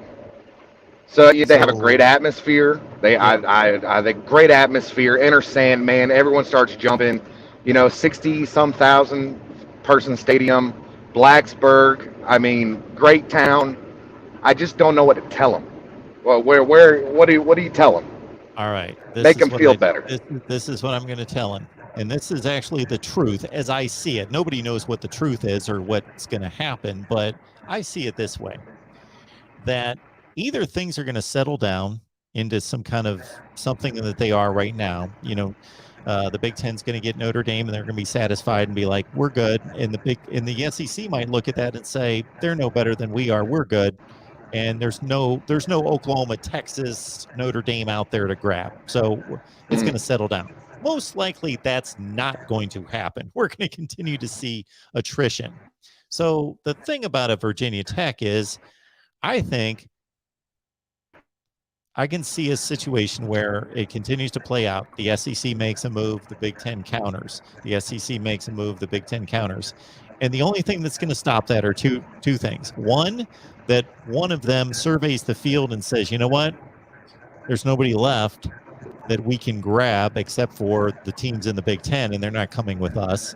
So there's nobody left that brings value that's going to add to our conference. So we're good. We're at 24. We're good. And the Big Ten says the same thing. There's nobody else out there that we want. We're done. And either the ACC is still going to be intact at that point, or most likely, if that's at a point where Clemson got picked and Florida State and Miami got picked off and maybe North Carolina got picked off by the Big Ten or whatever, Virginia Tech's enough of a valuable commodity. At the very worst, they could jump to the Big 12 and play their buddy West Virginia and be another kind of satellite for the Big 12. That's kind of what I told him, but he don't want to hear that. He wants either SEC or Big Ten. He really wants SEC because it's a southern state. It's right next to Tennessee. Yeah. And I'm right there with him. I agree with him. I would rather have Virginia Tech and North Carolina in the SEC than Virginia and North Carolina, right? But that's not how it works out. And that's what I was telling him is North Carolina and Virginia, they're rivals for some reason. I don't know why they're rivals, but they wouldn't take Duke and North Carolina into the SEC just for basketball alone. I know Duke stinks, but Virginia stinks too. You hear what I'm saying? So yeah, Virginia does stink, and Duke's been just as good in football, 5-6 years ago as Virginia is pretty much at their best. At their best, they're 7-5, 8-4 teams at the very best, and that's about as good as either one can do. That's because every team in the ACC is a 6-6 team, and then you got to have 2 or 3 that beat the other, so many. So I told them, hopefully, I think they'd be a great fit for the SEC, but they just haven't been putting up. They haven't. I mean, it seems like the SEC cares about product on the field, and Big Ten is more interested in viewers and numbers and money. Yeah, that's a good call. I mean, and another thing is the Big Ten cares more about academics. The SEC doesn't, for the most part. I mean, we have Vanderbilt, great. Yeah, Vanderbilt, and actually, the University of Florida is a very highly thought of school. That's exactly what he said. University of Florida is good. Nick, the one thing I will say against that, and even though everything you've stated is pretty much conventional wisdom, the one defense I'll have for the SEC and the selections is the only selections they've made this round, not going back 10 years, is Oklahoma and Texas, and those are pretty obvious. Yes, who's sir. not going to take Oklahoma and Texas? They're just blue bloods with a ton of money and resources and everything else. So the SEC hasn't made a move yet to show us that you need the performance on the field. Of course, Texas hasn't performed on the field for 10 or 11 years. That is true, but they also recruit at a very high level. And like you said, money. Yeah. I mean, that's money, That's Here, I'll put it this way. How many years do you think it would take Virginia Tech to get to a top 10 versus how many years do you think Texas could? Texas could be in the top 10 this year. Yeah, absolutely. Yeah. Virginia's, Brent Pry's got a reclamation project on his hands. I think it's so now, sad. Virginia Tech got the worst roster they've had since Beaver lifted them, in the early 90s. And they've got the 7 cities right there, which is the same size as Rhode Island. I mean, you got Norfolk, you got Suffolk, you got Hampton, Virginia Beach, you got a huge population base right there in Virginia, and DC as well. But you have a big population base right there that there are good football players coming out of there. No, it's not South Florida. No, it's not California. No, it's not Texas.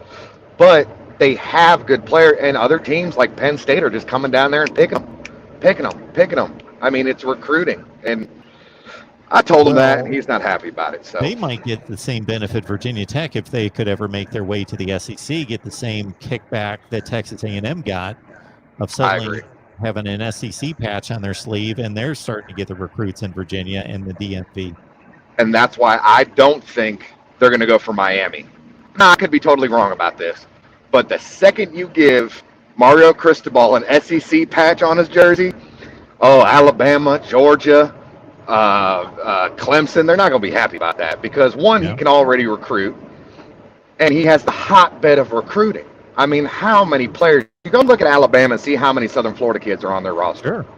Everybody go look at Clemson. Go look at Ohio State. Exactly. Yeah. So if you put an SEC patch on Miami, whoo, that's not going to be, King Saban ain't going to be happy about it. I know I'm not going to be happy about it because before we could just walk down there and pick whoever we wanted. Now that Mario Cristobal's there, I watch. It's going to be a knife fight to get some of these 5-stars. I'm not going to say Miami's not going to keep them all, okay? But instead of just going down there like in a candy aisle and picking out whatever the hell you want, now it's going to be a fight.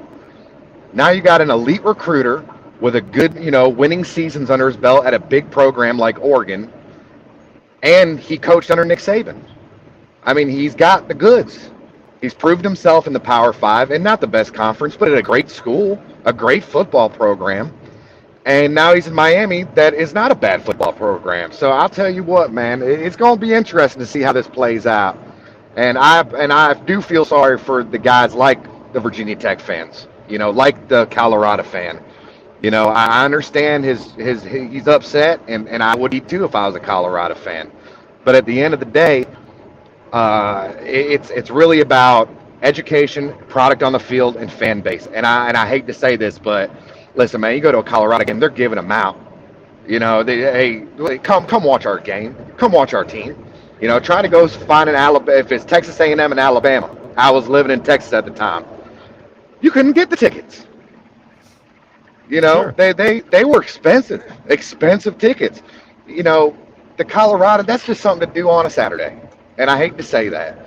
And I feel bad for them. I really, really do, because there's a lot of great fans for, Iowa State. I live in Iowa now. That's another program that great fan base. But where are they going to be now with Matt Campbell? I feel bad for him. But that's all I got to say. You have a blessed night. Thank you for letting me on. Y'all have a good night, okay? Thank you so much. Appreciate it.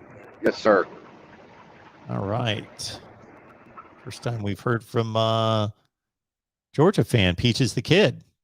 We had 2 callers on the line, and they just left me. So that's fine. We're here. We did this tonight just because of so much going on, and saw that ACC alliance with the Pac-12. Oh, my word. We would have seen that Utah Pitt ACC Pac-12 championship game this past year, which that would have been a nice game. I'm not making fun of it, but what was that going to decide? All right. Appreciate everybody being here. Let's see if I've missed anything in the chat. I don't believe so. HR picking stuff. Hire this guy, Mark. He's a gold mine. NIL this dude. Okay. You talking about the caller? All right. Anyway. Oh, I think we've got a caller trying to get on. And if we'll give him a few more seconds to try to give it a shot. And if not, we will wrap it up for the night. But again, this was a special edition of our All Together, everyone, the Summer Festival here at the Voice of College Football. Yes, we come your way every Monday at noon, Thursday at 6, Friday at 9 Eastern time on the call-in show. And this is a special edition just with so much going on. So we'll be back here Thursday at 6. We also have a Miami Live tomorrow night, Thursday at 8 Eastern. Check out the videos, check out the live streams, and also keep in mind, because a lot of people have just found us here in the last week with all this expansion business, that we've got team channels all over the place. So if you're an Ohio State fan, Michigan, Penn State, I'm going to run them all down. Maybe I won't. Just basically, we've got most of the big Power 5 teams covered with team channels. And yes, we don't have a Minnesota or an Arkansas, and there's a lot of teams we would love to cover, but I'm one guy, so we get to as many as possible. And again, give us a boost on specifically the LSU, West Virginia, and Florida channels if you could, with a subscription over there. West Virginia, Florida, LSU. We need some help with those channels, so please subscribe. And if it really makes you cringe to be subscribed to any of those channels, you can unsubscribe when we get well past 1,000 subs. So I appreciate everybody being here. We'll see you back here Thursday, 6 Eastern, right here at the Voice of College Football.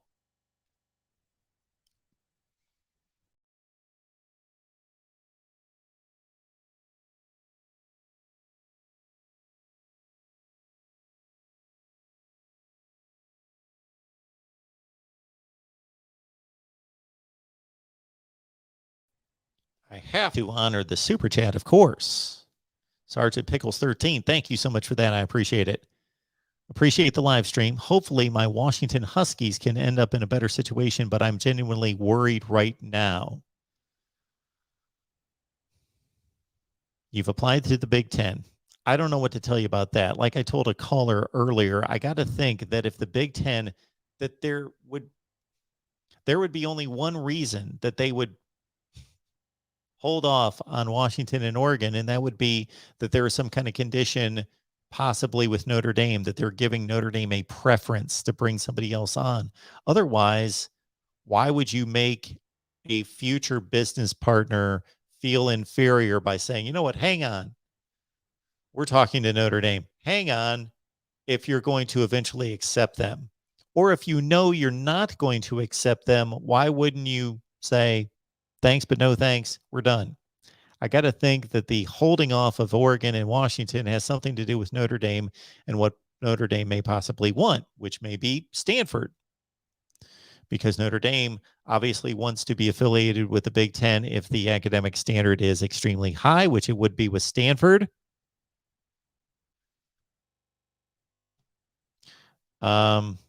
But otherwise, I think you're okay, because I got to think that the Big 12 would want Washington, right? Now, you may not want to play in the Big 12 and play Texas Tech and Iowa State, but you may have some current partners there in the Pac-12 that are going to join you in the Big 12, like Utah, Colorado, Arizona State. But so I understand your concern, but I got to think that Washington's a valued brand that's going to land on its feet, if not in the Big 10, in the Big 12. I would think the Big 12 would want, if I'm the Big 12, man, I am rolling out the red carpet for Oregon and Washington right now. I would have done it a few days ago. All right, folks, appreciate you being here. Thursday, 6 Eastern.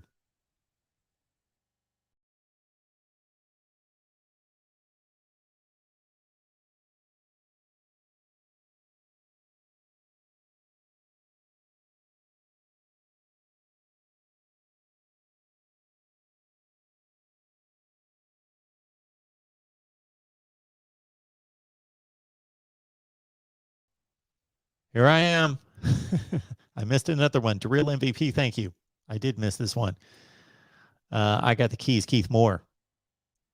The reason why I say that the SEC Big Ten could not just take 4 is because the remaining schools would block the ones that want to move on. So the SEC and the Big Ten could not just take 4 is because the remaining schools, meaning from the ACC. Gotcha. All right. Appreciate it. Did I say this before? Maybe, maybe not. Thursday at 6.